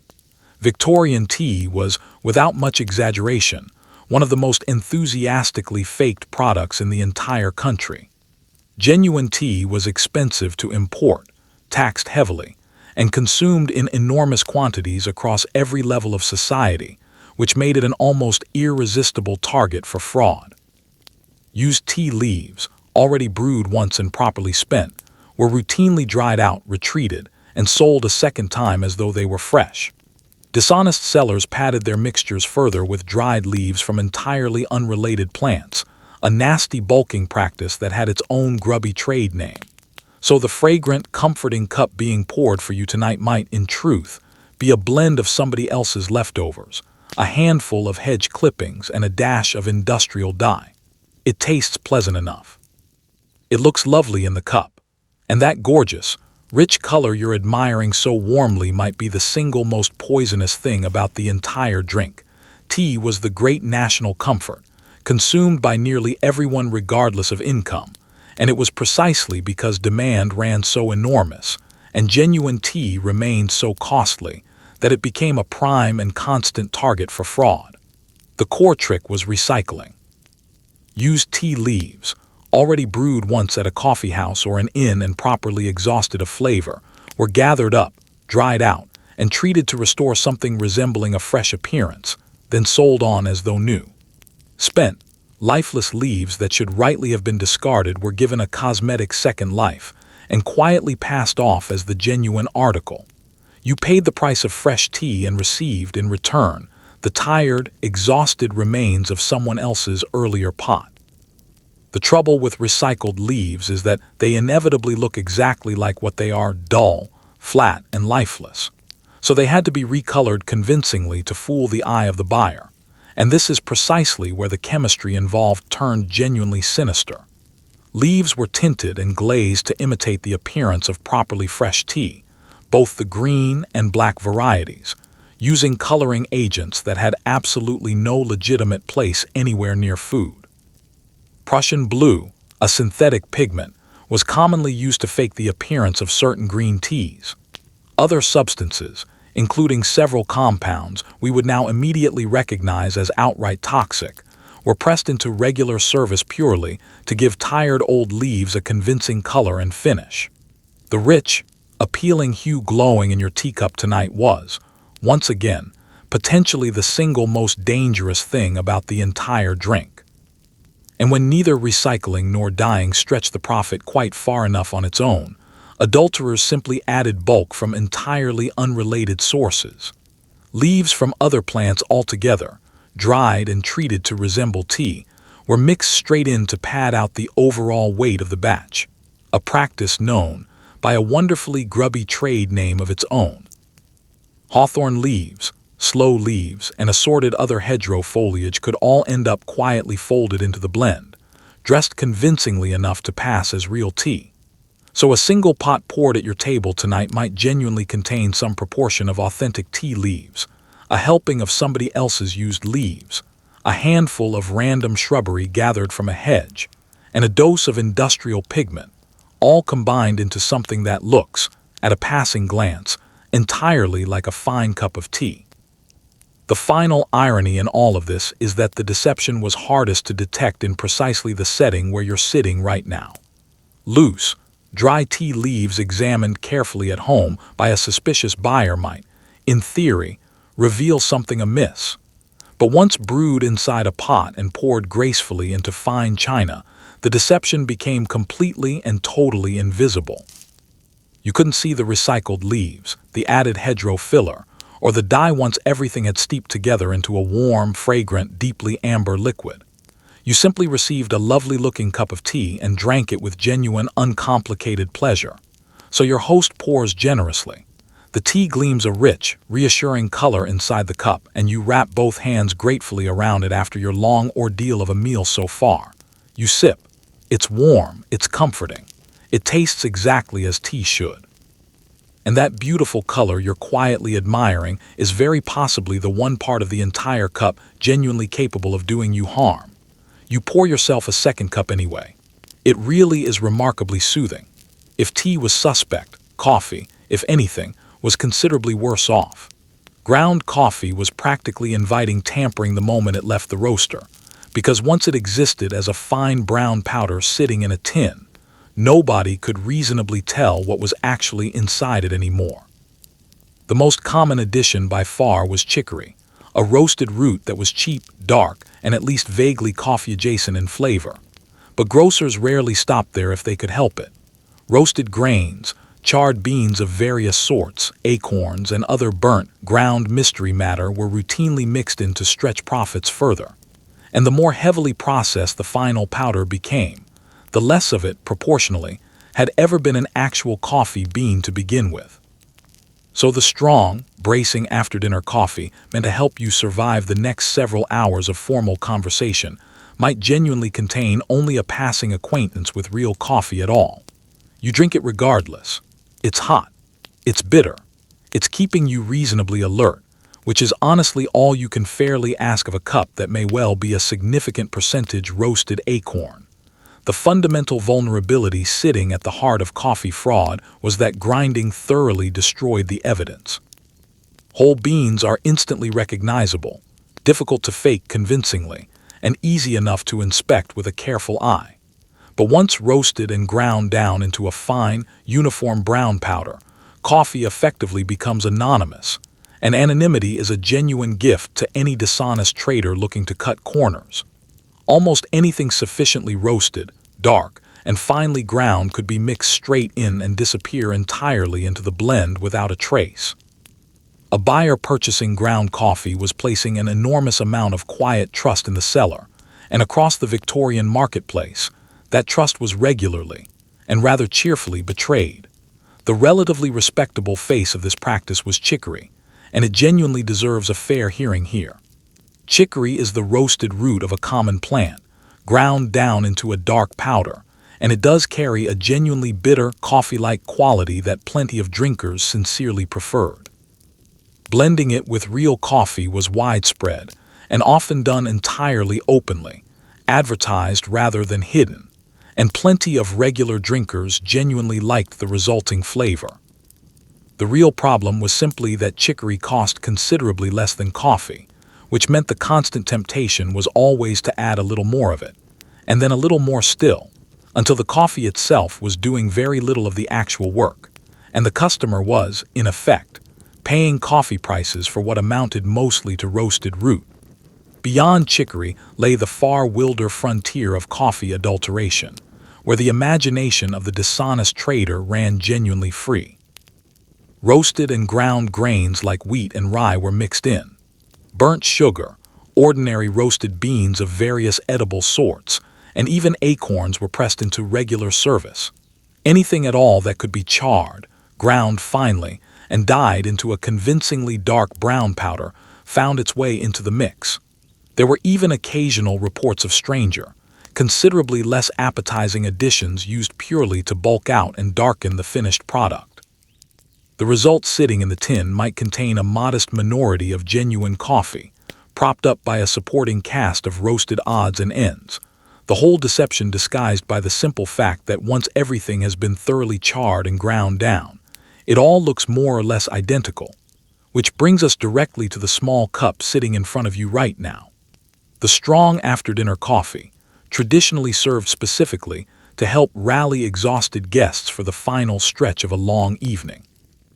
Its job is simply to be dark, bitter, and stimulating, cutting cleanly through the fog of 10 courses and a genuinely substantial river of wine, keeping you upright and reasonably coherent through whatever conversation still lies ahead. And it may well do exactly that job perfectly, regardless of how much genuine coffee it actually contains, because roasted acorn and charred grain are both perfectly capable of tasting dark and bitter too. Whether any real caffeine actually arrives to help you stay awake is an entirely separate question, and one you have absolutely no way of answering from your seat at this table. So you accept your little cup gratefully. You breathe in the rich, roasted aroma rising from it, and you drink. It's hot. It's bracing. It tastes thoroughly convincing. And somewhere inside that cup, there is quite possibly a genuine coffee bean or two, keeping quiet company with a small roasted harvest of whatever else the grocer happened to have lying around that particular week. Let's raise a glass now, carefully. Wine flowed freely and continuously throughout a formal Victorian dinner, with a different pairing offered alongside nearly every single course, which is a considerable part of why the entire evening grew steadily warmer, louder, and noticeably blurrier as the night wore on toward its final courses. But wine carried its own quiet hazards, entirely separate from everything else on this table. Cheaper wines were sometimes sweetened or doctored using lead compounds, a trick genuinely inherited from centuries earlier and never fully stamped out, because lead added a pleasant, convincing sweetness and helped mask the taste of a wine that had already begun to turn. Add pewter serving vessels and lead-glazed decanters into the mix, and every single glass poured tonight carried a small, entirely invisible tax on your long-term health. Nobody at the table connected these particular dots, of course. They simply noticed over years that heavy wine drinkers often grew ill, gouty, and increasingly strange in their later years, and quietly blamed it all on temperament or excess rather than the wine's actual contents. So you drink your wine, glass after carefully paired glass, and the whole room glows a little softer and warmer with each passing course, and nobody at the table suspects for a moment that the pleasant sweetness might genuinely be doing you harm. The sheer volume of wine consumed at a formal dinner like this one is really the first thing worth grasping properly. This was never simply a glass or two alongside the meal. Different wines were carefully matched to different courses. A specific selection for the soup, another for the fish, a different one again for the meats, the game, and finally the sweet course.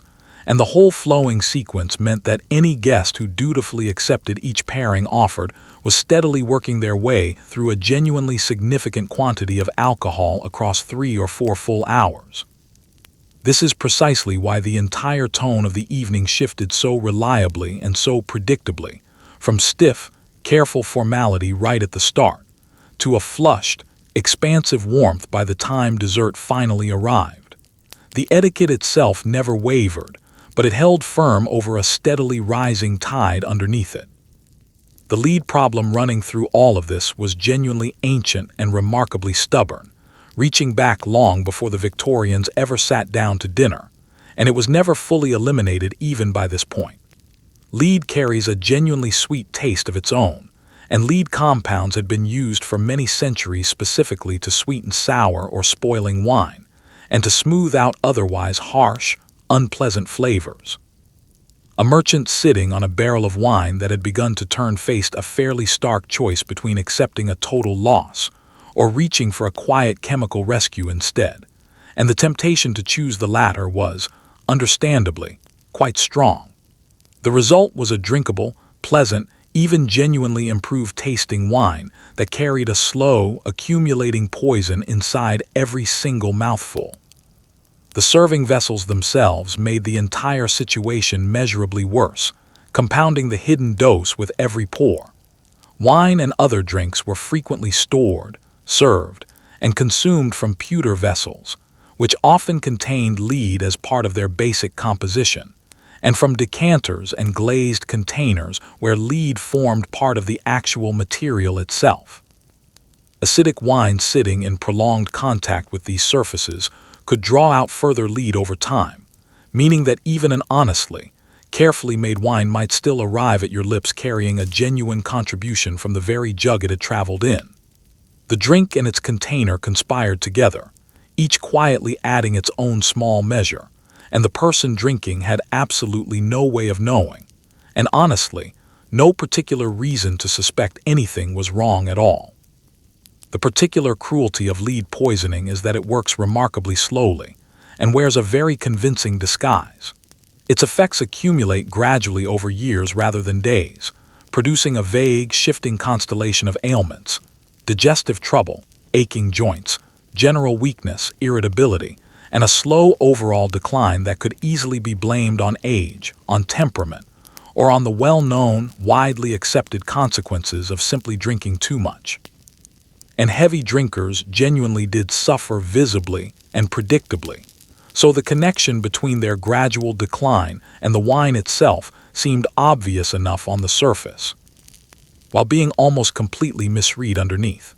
People blamed the sheer quantity of wine, or the weak character of the man drinking it, when in truth, part of the damage sitting quietly underneath it all was the lead riding along invisibly inside every single glass. So you accept the next pairing offered to you. The glass is filled generously.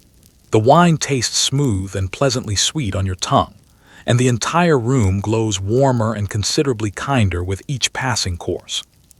It's a genuine pleasure, this particular part of the evening, and that is exactly the trouble hiding underneath it. The very sweetness making the wine so effortlessly easy to enjoy may be the same quiet thing that is, sip by sip and year by year, slowly settling its own private account with your long-term health. Once the meal finally begins winding down toward its close, a very particular ritual quietly begins. The ladies rise together and withdraw to another room entirely, leaving the gentlemen alone at the table with the port, a bowl of nuts, and their own increasingly unguarded opinions. This was, in practice, the real moment for serious drinking, carefully dressed up as tradition and good manners. The decanter of port was passed strictly and exclusively to the left, always to the left without exception, and any man who broke that flow, or lingered too long over the bottle, committed a small but genuinely memorable social offense that others would recall for some time. Cigars came out. Voices dropped comfortably into politics, money, and gossip, considered a little too coarse for mixed company. Meanwhile, the ladies, gently ushered off to the drawing room, sat with coffee and quiet conversation of their own, waiting and quite possibly having a noticeably better time of it. So the grand climax of the entire evening was, in effect, the whole party splitting cleanly in two, half the guests settling into quiet, steady drunkenness over past port, and the other half finally free to speak candidly without a man interrupting every third sentence. Honestly, it's fair to say both sides came out ahead. The withdrawal of the ladies was a fixed, entirely formal moment, cued deliberately by the hostess herself. At the appropriate point after the sweet course concluded, she would quietly catch the eyes of the other women present and rise from her seat, and the entire company of ladies would then leave the dining room together as a group, retreating to the drawing room and leaving the men behind to themselves. This was never a casual drifting apart. It was a defined, deliberate little ceremony carrying its own established etiquette, marking the clean transition from the shared, carefully mannered business of formal dinner to the separate, segregated rituals that followed for each half of the party. The room, and the evening itself, effectively divided cleanly into two distinct halves at that exact moment. Left alone together, the gentlemen settled comfortably into the serious business of the port. The decanter was placed carefully in front of the host, and then passed steadily around the table in one strict, unchanging direction to the left, following the sun. And this was a genuine, established rule, never simply a passing whim. A man was expected to fill his own glass promptly and pass the decanter along without delay, keeping it moving steadily around the table, and to let it stall too long in front of your own seat, or worse, to accidentally send it the wrong way entirely, was to mark yourself immediately as someone unfamiliar with the code. There were even polite little verbal cues and coded questions used specifically to gently prod a forgetful or overly generous neighbor into passing the decanter along more promptly. It was, in essence, drinking governed entirely by ceremony, which somehow managed to make the steady, ongoing consumption feel like cherished tradition rather than a simple binge among friends. With the women gone and the port steadily flowing, the character of the conversation shifted completely. Freed from the usual constraints of mixed company, the men turned their attention to subjects generally considered unsuitable for ladies present: politics, business dealings, money, and gossip of a considerably coarser, franker variety than polite conversation usually allowed. Cigars were lit, adding their own thick smoke to the already heavy air, and the talk grew steadily louder and looser as the port continued making its rounds. This was often where real deals were quietly floated, genuine opinions were finally aired without careful filtering, and the actual unvarnished business of the evening frequently took place, wrapped inside a comfortable haze of smoke and fortified wine among men growing steadily less guarded by the minute. Meanwhile, in the drawing room, the women were, arguably, having rather the better end of the whole arrangement. Over coffee and tea, away entirely from the men and their cigars and their confident pronouncements, they could talk freely and openly among themselves, and there was a real, if entirely unspoken, sense of freedom in that particular stretch of the evening. It's easy enough to read the withdrawal purely as women being casually dismissed from the room, and in one very real sense, that's exactly what it was. But it also handed them a genuine stretch of the evening in which to converse without interruption, without performance, without a man quietly reshaping the direction of every conversation. Eventually, the gentlemen, by then thoroughly fortified, would rejoin the ladies for a final round of coffee and general conversation, trailing a faint fog of smoke and port behind them as they returned. Let's talk now about the drink that developed a genuinely sinister reputation all its own: absinthe. This intensely bitter, remarkably high-proof, faintly green-tinged spirit had become quite fashionable in certain circles by this point. Sipped slowly through an elaborate ritual involving sugar cubes and carefully dripping cold water, until the liquid clouded gently into a milky, opalescent green.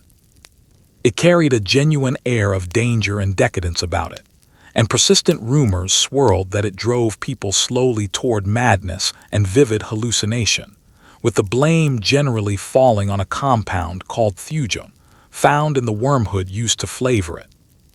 The truth, as it turns out, was almost certainly far simpler. The real culprit was the sheer, staggering alcohol content involved, combined in cheaper bottles, with toxic dyes and additives used specifically to fake that alluring green color artificially. So the drink everyone genuinely feared for its supposedly maddening properties was, in most cases, simply extremely strong, and occasionally poisoned through an entirely different, considerably more mundane route. Absinthe carried a reputation unlike almost any other drink of this particular age, a reputation built firmly around glamour, danger, and a certain reckless creative abandon. It was closely associated with artists, writers, and the wider bohemian fringe of society, sipped thoughtfully through a haze of smoke and quiet inspiration. And this reputation was, in many ways, just as much a part of its appeal as the actual taste itself. To drink absinthe openly was to align yourself, at least visibly, with a certain daring and defiantly unconventional spirit. It was the drink of choice for people who genuinely wanted to seem interesting and thoroughly unafraid, and its lurid, whispered mythology only made it more attractive still to precisely that particular crowd. Part of that mystique lived directly inside the ritual of drinking it, which was genuinely elaborate and quietly theatrical from start to finish. A careful measure of the intensely bitter green spirit was poured first, and cold water was then dripped slowly and deliberately over a sugar cube balanced on a special slotted spoon suspended above the glass, sweetening and diluting the drink one careful drop at a time. As the water gradually met the spirit below, the liquid clouded softly into a milky, opalescent green, a genuine visual transformation that formed roughly half the pleasure of drinking it at all. It was a slow, deliberate, almost ceremonial way to drink, particularly well suited to a long, contemplative stretch of an evening winding down. Then there was the fearsome legend attached to it, the sincere belief that absinthe wasn't merely strong, but actively, uniquely maddening. Rumor held firmly that it caused genuine hallucinations, gradual derangement, and a very specific kind of ruin entirely its own, with the blame falling squarely on thujum, the compound naturally present in the wormwood used to flavor the spirit. Absinthe was cast, in the popular imagination, as something categorically worse than ordinary spirits, a genuine substance capable of slowly unraveling the mind itself. This reputation eventually grew so powerful and widespread that the drink was banned outright in several places, formally condemned as a genuine menace to both public health and public sanity alike. The rather more sober truth is considerably less mystical than the legend suggests. The actual thujum content present in absinthe was, in reality, far too low to genuinely account for the wild effects so often attributed to it, and the true explanation was almost certainly a good deal simpler. Absinthe was ferociously, extravagantly alcoholic, often considerably stronger than ordinary spirits of the day, so a heavy absinthe drinker was, in practice, simply consuming a great deal of raw alcohol and suffering the entirely predictable, well-documented consequences. On top of that, cheaper and considerably more dishonest producers colored their absinthe using genuinely toxic substances purely to fake that desirable natural green shade, adding one final, unromantic chemical hazard directly into the mix. So the drink so widely feared as a mystical destroyer of minds was, in most documented cases, simply very potent, and occasionally quite literally poisoned through adulteration, which is far more mundane in explanation, and frankly, considerably more in keeping with the spirit of the entire evening. Let's talk finally about the medicine cabinet, because in this era, medicine was very often simply alcohol and opium wearing a respectable, reassuring label. If a guest felt genuinely unwell after all this turtle, lead, and arsenic, which was, frankly, fairly likely by this point in the evening, the remedies readily on hand offered their own particular adventure entirely. Laudanum, a tincture of opium, was sold freely and taken quite casually for absolutely everything, from headaches to frayed nerves to a persistent cough that simply wouldn't clear. Ladies routinely carried small bottles of it in their reticules. Countless tonics and cordials promised health and renewed vigor while quietly consisting, in truth, mostly of spirits and narcotics. Even the bobbies sleeping upstairs might be dosed with a soothing syrup whose miraculous calming powers owed everything to a generous slug of morphine hidden inside. So the cure for a genuinely rough evening was, more often than not, considerably more dangerous than the evening itself had been. A quick swig of opium to settle a stomach that had, by any reasonable measure, every right to complain after tonight's meal. You feel noticeably better almost immediately, which should probably worry you a great deal more than it actually does. Now let's confront the true horror of this entire evening, and it was never really the food at all, it was the rules. A formal Victorian dinner was governed by a code of etiquette so vast, so unforgiving, that a single small mistake could quietly follow you for years afterward. The array of silverware alone functioned as its own carefully laid trap. A gleaming row of forks, knives, and spoons, arranged with real precision, meant to be used strictly in order from the outside in, and reaching confidently for the wrong one marked you instantly, in the eyes of everyone watching, as someone who simply didn't belong at this table. You had to know exactly which neighbor to address and when, precisely how long to linger on the person to your left before politely turning your attention to the person on your right, and never, under any circumstances, to reach across the table, gesture too broadly, or laugh even slightly too loudly. Where you sat had already been decided for you, dictated by rigid, unspoken rules of precedence. A public ranking of your exact social worth, quietly announced through nothing more than a seating chart. So the meal in the end was never really about eating at all. It was a silent, ongoing examination, and every single person at that table was, whether they admitted it or not, quietly gratting everyone else. The silverware was the most visible trap of all, and the one most likely to catch out anyone still learning the rules. Because so many separate courses were served across the evening, each place setting bristled with an entire small regiment of forks, knives, and spoons, laid out with real care on either side of the plate. The rule for surviving it was simple enough to state out loud, and genuinely agonizing to remember accurately under real pressure. You worked steadily from the outside in, using the outermost utensil first for the earliest course, and moving carefully inward with each new dish that arrived. Get it right, and nobody at the table noticed a thing, which was, in fact, the entire point. Get it wrong, reach confidently for the fish fork when the soup spoon was clearly called for, and you had, in that single small gesture, announced to the entire table that you didn't fully know the code being followed around you. The seating itself represented a genuine minefield, laid out carefully before a single guest had even taken their seat. Guests were placed according to rigid, well-established rules of precedence, a strict ranking by rank and social status that determined exactly who sat where, who walked into dinner on whose arm, and who was positioned nearest the host at the head of the table. This was never casual, and it was rarely especially kind.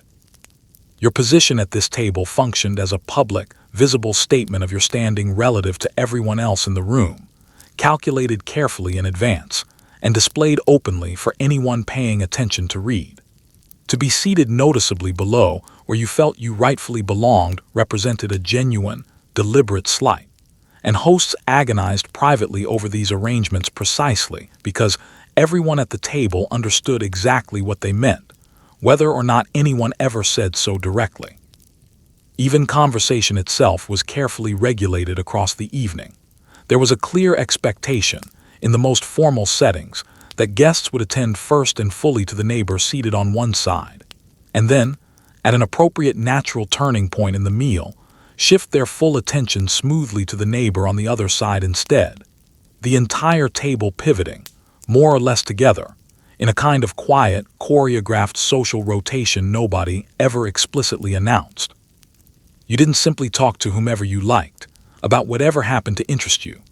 There were topics to avoid entirely, a careful volume to maintain throughout, a general decorum to uphold at every moment, and a constant, low-level awareness that any real lapse, a joke that landed badly, a laugh pitched too loud, a subject broached too frankly would be quietly noted by someone, and remembered for considerably longer than the evening itself.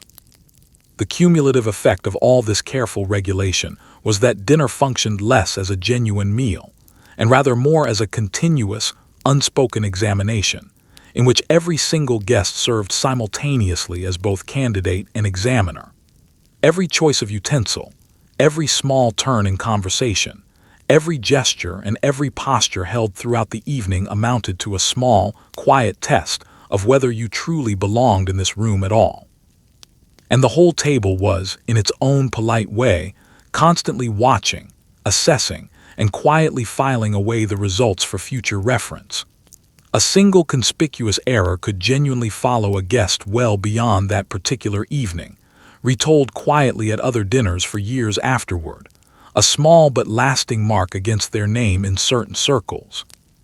Have you ever sat at an unfamiliar formal table and hesitated, if only briefly, over which fork to reach for, feeling for one uncomfortable second as though the entire room might be watching you decide? For the Victorians, that particular feeling was never a passing flicker of doubt. It was, quite genuinely, the entire texture of the evening, sustained steadily across 3 full hours and 10 separate courses. And the food itself, poisoned and rotting and painted arsenic-green as parts of it were, may honestly have been the single least stressful thing sitting on that table. Let's spare a real thought now for the women seated at this table, who were expected to attend an elaborate 10-course feast while wearing a garment specifically engineered to make eating nearly impossible. The fashionable corset of the period laced the waist down to a genuinely startling narrowness, compressing the ribs, the stomach, and along with them, any real hope of a hearty appetite surviving the evening intact. A woman tightly laced into the fashionable ideal silhouette of the day could typically manage only small, careful mouthfuls before her own clothing effectively staged a quiet protest of its own. Many women ate a modest something in private beforehand, precisely so they could pick daintily at the formal dinner itself without risking a faint, or worse, without appearing genuinely hungry in public, since a healthy, visible appetite was considered distinctly unladylike in polite company. So while the gentlemen at the table worked their way steadily through course after course, gradually loosening into the evening as it wore on, the women sat carefully upright, laced tight, taking their small, measured bites, smiling gracefully through real physical strain, performing an elaborate, practiced charade of effortless daintiness for the entire room to observe. It was elegance achieved in the most literal sense, through genuine physical suffering, a banquet endured rather than truly enjoyed, with the corset. Cinched tight and entirely unmovable, winning quietly the whole evening through, the corset itself formed the very foundation of the fashionable feminine silhouette of the period, and it achieved that shape through simple, unyielding force. Laced tightly, it compressed the waist down to a genuinely dramatic narrowness, reshaping the entire torso and physically pushing everything that would normally occupy that space firmly out of the way. The ribs were squeezed inward. The internal organs were measurably displaced, and the stomach itself was left with remarkably little room to perform its ordinary function at all. This was never a gentle, subtly shaping garment. Worn at its most fashionable extreme, It amounted to a rigid architecture of whalebone and tightly drawn lacing that physically remade the body into the desired shape, and held it there, unyielding, for the entire duration of a long formal event like this one. The consequences for eating anything substantial were both immediate and entirely predictable. With the stomach so thoroughly compressed, there was simply nowhere left for a large meal to comfortably go, and a tightly laced woman could take in only small, careful amounts of food before real discomfort inevitably set in. Attempting to eat heartily against that kind of physical constriction wasn't merely uncomfortable in a minor way. It could become genuinely distressing quite quickly, and the well-documented tendency of Victorian ladies to faint during long formal evenings owed a great deal to the combination of a crushing corset, a hot, airless dining room, and any real physical exertion at all, however minor. Women developed genuinely sensible, practical strategies for coping with an otherwise impossible situation. A common and thoroughly logical tactic was to eat something substantial in private before the event itself began, arriving already reasonably well fed, and then simply picking lightly at the courses on offer without hunger or faintness ever threatening to betray the carefully maintained performance in front of guests. To be seen eating a great deal in mixed formal company was, in any case, considered genuinely undesirable for a woman of standing. So this quiet private meal beforehand solved two separate problems at once: keeping a woman properly nourished throughout the evening while allowing her to display exactly the delicate, minimal appetite that fashion so firmly demanded of her in public, because that was really the deeper expectation quietly at work underneath all of this. A hearty, visible female appetite was widely considered unrefined, even faintly indecent by the standards of polite society. And so, the ideal lady of the house was expected to appear to eat almost nothing at all, sustained instead, apparently, by little more than air and good breeding rather than by the genuinely enormous meal laid out carefully in front of her.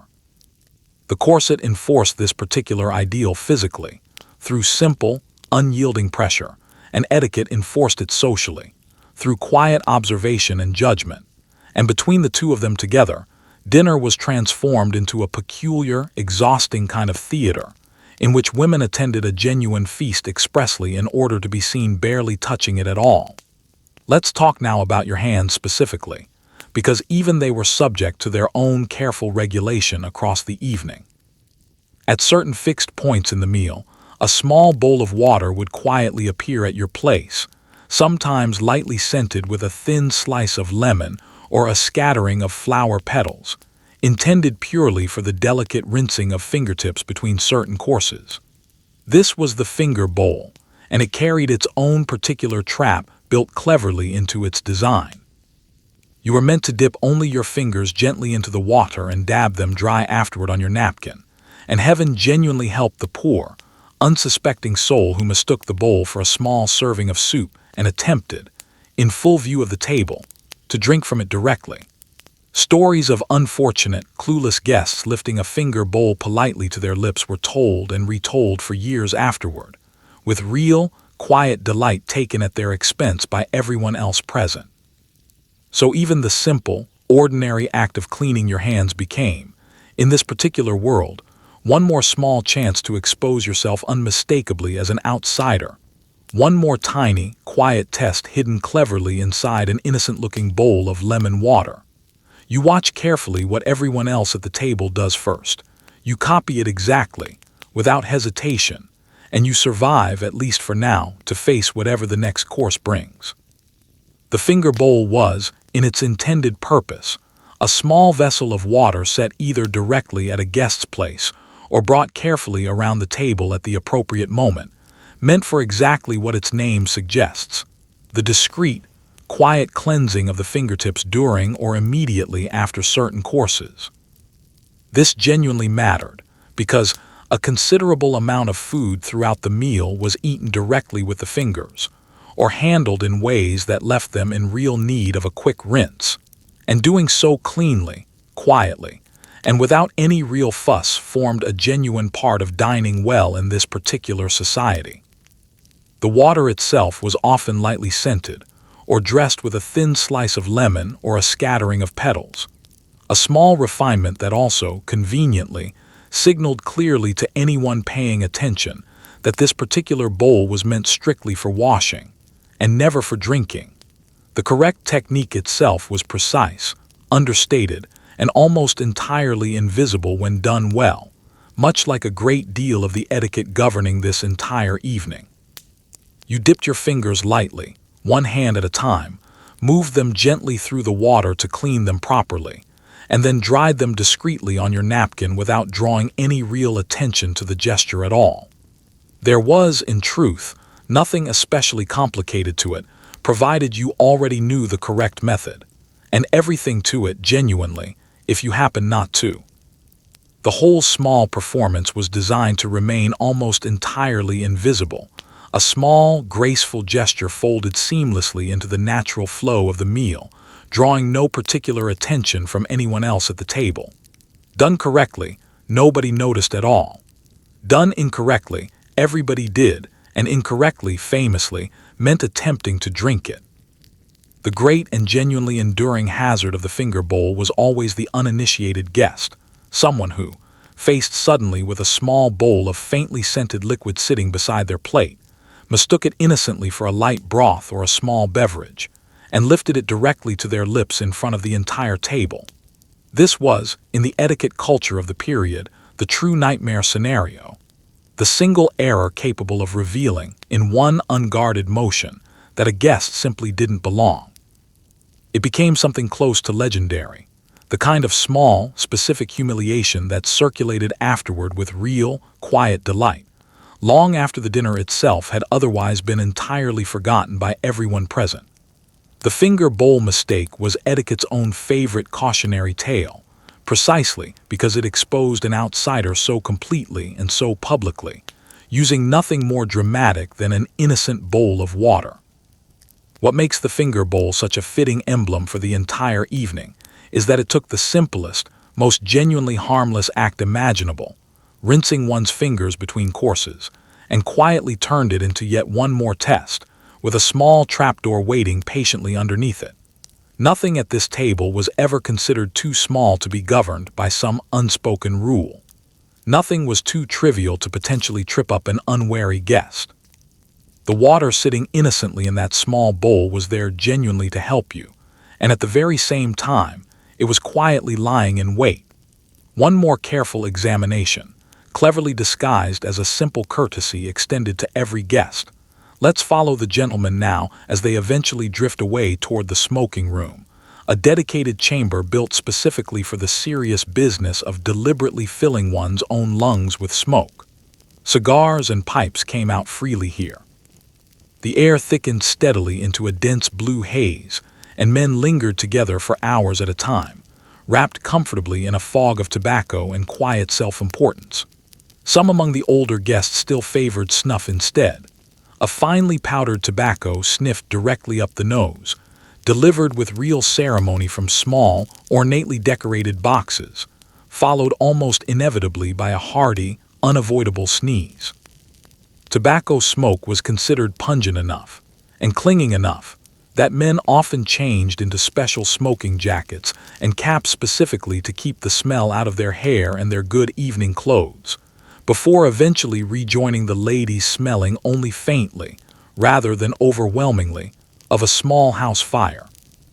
So the evening effectively concluded, for roughly half the party, inside a small, dark room voluntarily filled with even more smoke, which, given everything else already happening throughout the house tonight, the arsenic-laced decorations and the oxygen-devouring gas lamps included, was really just the guests quietly finishing off what the dining room itself had already started hours earlier. The smoking room was a genuine, established feature of any well-appointed house of the period, a dedicated space set carefully aside specifically so that men could indulge in tobacco freely, without inflicting the lingering smell on the rest of the home or on the sensibilities of the ladies present. Tobacco smoke itself was regarded as genuinely clinging and offensive, particularly to women, and so it was carefully quarantined, given its own dedicated room where gentlemen could retreat comfortably and smoke entirely to their heart's content.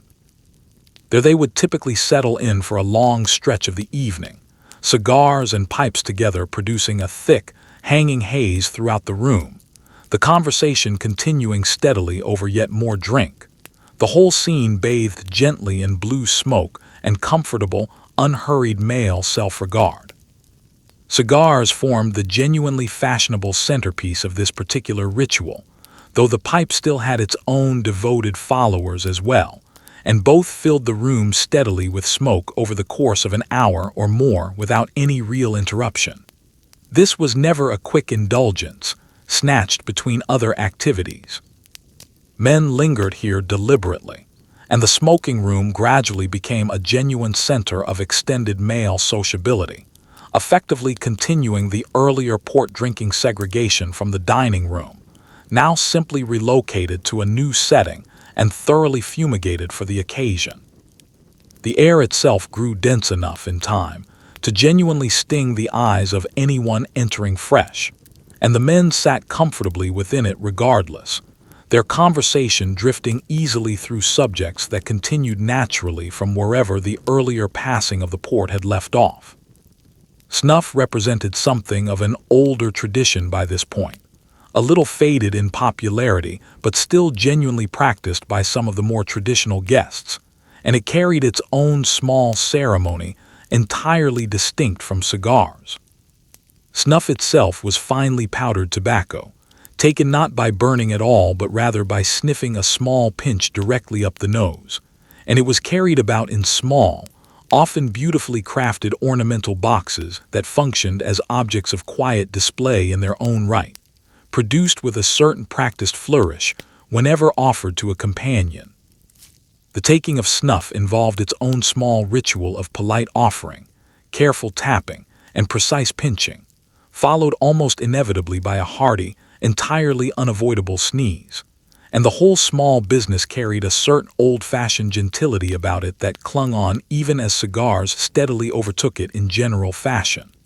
The genuine concern about lingering smell tells you quite a lot about how powerful tobacco's odor was considered to be during this period. Men frequently changed into special smoking jackets and matching caps specifically to protect their hair and their good evening clothes from thoroughly absorbing the reek of the smoke, changing into these particular garments purely for the occasion, so that they might rejoin the ladies afterward without carrying the full, overwhelming weight of the smoking room on their persons. Even so, they invariably returned smelling distinctly of tobacco regardless, faintly scorched, trailing the general atmosphere of the room behind them as they walked back into mixed company. And there's a certain dark comedy buried in all of this, when you step back and take in the full picture of the entire evening. These were guests who had already spent several hours breathing gas fumes and heavy smoke in a sealed, overheated dining room, seated among decorations quietly shedding traces of arsenic the entire time. And now, to properly round off the night, half of them retired voluntarily to a small, enclosed chamber specifically to fill their lungs with yet more smoke, entirely by choice this time. Let's ask one final, genuinely uncomfortable question before we close out this long evening. How exactly was any of tonight's food actually kept safe and fresh in the first place? And the honest, straightforward answer is that mostly, it simply wasn't. There were no refrigerators anywhere in this house, or in any house across the country.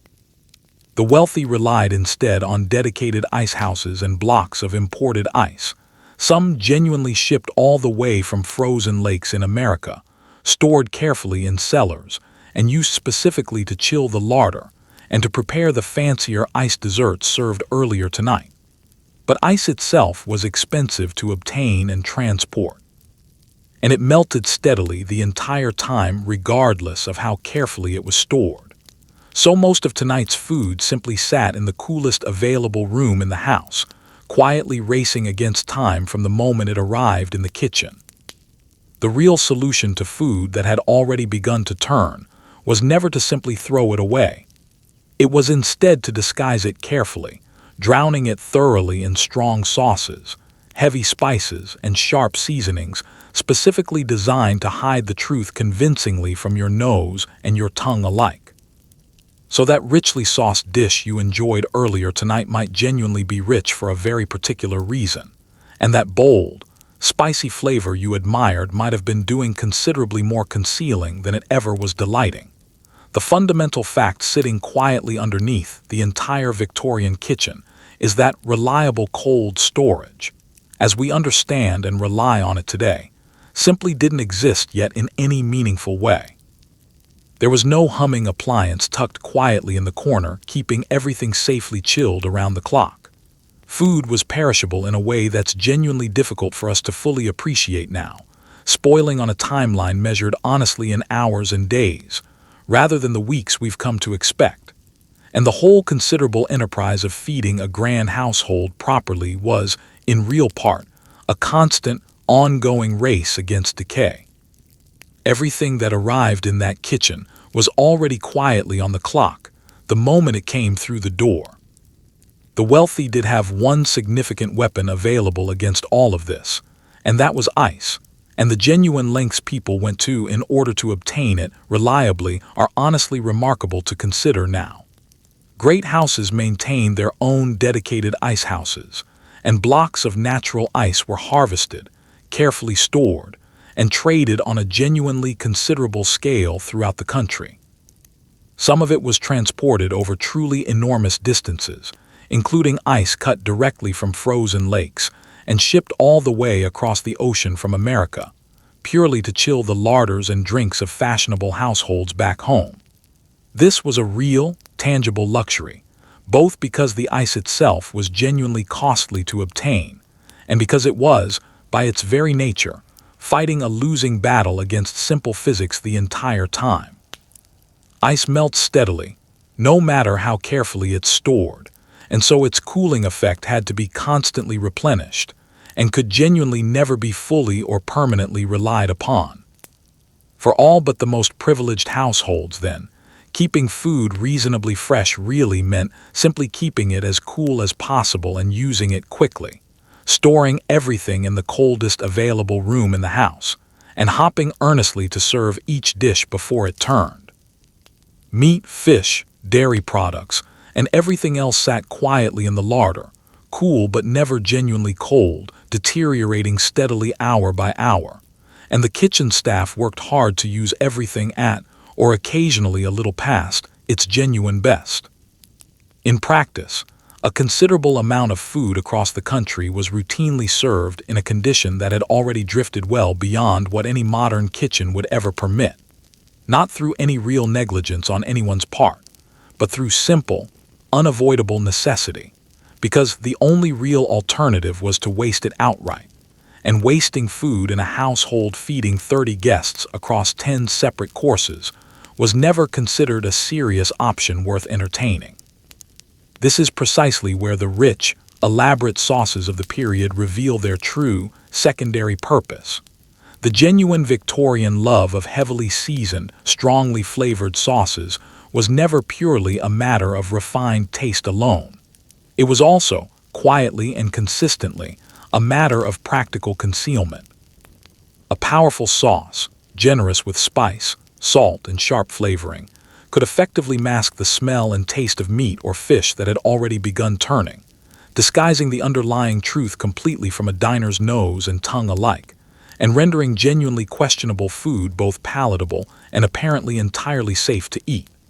The strong flavor did real double duty throughout the evening, delighting the eater on one hand, while quietly hiding exactly what lay underneath it on the other.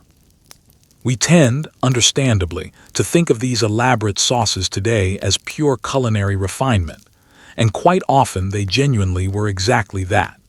But they were also, frequently and quietly, a practical, working solution to the constant problem of food that had already begun gently turning before it ever reached the table. And so we finally arrive at the end of the evening, and with it, the beginning of the genuine consequences. A wealthy Victorian dinner represented, in the end, a real monument to sheer excess, course after fatty, heavily sugared, alcohol-soaked course, and the human body eventually, quietly sent its bill for all of it. Gout, that genuinely painful swelling of the joints long mocked openly as the rich man's particular disease, was practically treated as a badge of honor among the well-fed classes, the direct, predictable result of consuming too much rich food, washed down with far too much fortified wine over far too many years. Indigestion, sluggish livers, rotting teeth, and a general, persistent air of overstuffed misery followed the great feasters of this era everywhere they went. Meanwhile, just beyond the dining room window, a considerable portion of the surrounding city was going genuinely hungry that same night, which makes the entire groaning table look, in hindsight, rather less like a genuine triumph, and considerably more like an elaborate, roundabout way of making oneself quietly ill. Gout was, without much question, the signature affliction of the truly well-fed man of this era, so closely associated with rich living that it had become, in its own strange way, almost a mark of status, a painful joke shared quietly among those wealthy enough to afford suffering it in the first place. It's a genuine medical condition, a form of arthritis in which crystals gradually build up inside the joints, causing real swelling and severe, recurring pain, and it's measurably worsened by exactly the kind of diet the wealthy Victorian gentleman pursued with such genuine dedication. Heavy and rich meats, organ dishes, and fortified wine, night after night, year after year. The very habits that proudly proclaimed a man's prosperity to the world, the endless game courses and organ meats, the port passed dutifully to the left every single evening, delivered him, in due course, straight to the gout, hobbling and inflamed, a genuine victim of his own considerable abundance. Gout was merely the headline complaint among an entire retinue of related ailments that quietly trailed the great feasters of this era wherever they went. Chronic indigestion was practically universal among this particular class, the inevitable, predictable result of routinely consuming enormous, heavy, elaborate meals stretched late into the evening, night after night without any real pause. Livers labored steadily under the constant flood of alcohol poured across every course. Teeth rotted under the sustained assault of sugar, which the wealthy alone could afford to consume in genuinely ruinous quantities compared to the rest of the population. A general, persistent condition of being overfed, sluggish, and quietly unwell hung about the prosperous classes as a whole. The accumulated physical toll of eating and drinking far more, and far more richly, than any human body was ever really built to comfortably handle. The feast itself was a genuine pleasure that presented its bill slowly, over years, paid out quietly in the steady currency of declining health. And this is really the point at which the whole glittering spectacle deserves to be set honestly against its true backdrop, because the contrast involved is genuinely stark, and it matters considerably. While the wealthy sat down night after night to 10 elaborate courses, steadily making themselves ill through sheer, accumulated surplus, a great many people living in that very same city, often within easy walking distance of that same groaning table, went genuinely hungry that same evening. The Victorian era was one of tremendous, visible wealth and equally tremendous, largely invisible want, existing side by side within the very same streets, and the extravagant formal dinner, viewed honestly against the very real poverty surrounding it, looks considerably less like simple celebration, and rather more like a peculiar, genuinely wasteful excess, a way of quietly transforming abundance into personal ailment, while countless others nearby went without even the most basic necessities. Seen as a whole, then, the wealthy Victorian dinner reveals itself as something genuinely strange when you step back far enough to take it all in properly. An enormous, sustained investment of money, labor, and considerable social anxiety, all directed carefully toward a meal that was, in reality, often unsafe to eat, physically punishing to sit through in full formal dress, and actively harmful in its sheer accumulated excess. The food itself was frequently adulterated, artificially colored, occasionally rotting by design, or quietly poisoned in one way or another. The room itself was hot, airless, and quietly toxic in its own right. The etiquette governing every gesture was genuinely merciless. The clothing worn throughout was, in its own way, quietly cruel. And the reward for successfully surviving the entire evening intact was a body slowly burdened with gout, indigestion, and a steady accumulation of long-term harm. It was, in the end, real suffering carefully dressed up as pleasure, genuine hardship disguised convincingly as privilege. And the people living through it, night after night, believed sincerely that they were experiencing life at the very summit of human refinement and civilized taste. So you rise from the table at last, heavy, aching, and faintly unwell, and make your way carefully out into the cool night air waiting outside. And for the first time all evening, you feel something genuinely close to relief. The simple, profound relief of having successfully survived dinner, intact, from start to finish. So there it is. You survived the evening. You made it through the turtle soup and its clever imitation, past the oysters you gambled your entire evening on, through a pheasant hung so long it had very nearly walked to the table on its own. You ate bread that was quietly part chalk, drank milk that was largely water, admired cheese tinted with actual lead and sweets glowing with something considerably worse, and washed it all down with wine steadily and quietly settling old scores with your liver, glass by careful glass. You sat for hours in a sealed, gaslit room ringed entirely in arsenic-laced flowers, laced yourself into clothing that had quietly declared war on your own appetite from the very start, and were watched, at every single moment, by people carefully grading your every choice of fork, and you smiled convincingly through every bit of it, because that, above everything else, was always the rule. It's genuinely easy to laugh at the Victorians, and we've done exactly that gently, all evening long. But spare them a small measure of real admiration too, because they built an entire glittering world of apparent refinement on top of a food supply with no meaningful laws protecting it, no reliable refrigeration to preserve it properly, and no real chemistry to warn them what might be quietly hiding inside that beautiful, glowing green. They genuinely didn't know. They trusted their own eyes completely, and their eyes betrayed them again and again, evening after evening, without a single one of them ever fully realizing it. And still, they gathered together, dressed carefully for the occasion, passed the port faithfully to the left, and found in each other's company something they clearly felt was genuinely worth all the considerable trouble involved. And out of that poisoned, brightly painted, thoroughly overstuffed age, eventually came the reckoning that changed everything that followed. The public outrage, the genuine scandals, and the slow, hard-won arrival of proper food safety laws that now stand quietly, invisibly, between you and your own dinner tonight.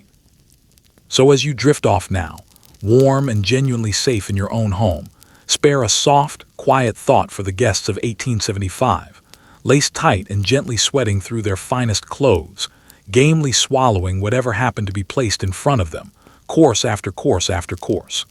They endured an entire banquet like that one so that you, tonight, could enjoy something as simple as a sandwich in complete peace. Rest easy. Nothing at all on your own plate tonight is trying to harm you. Sleep well.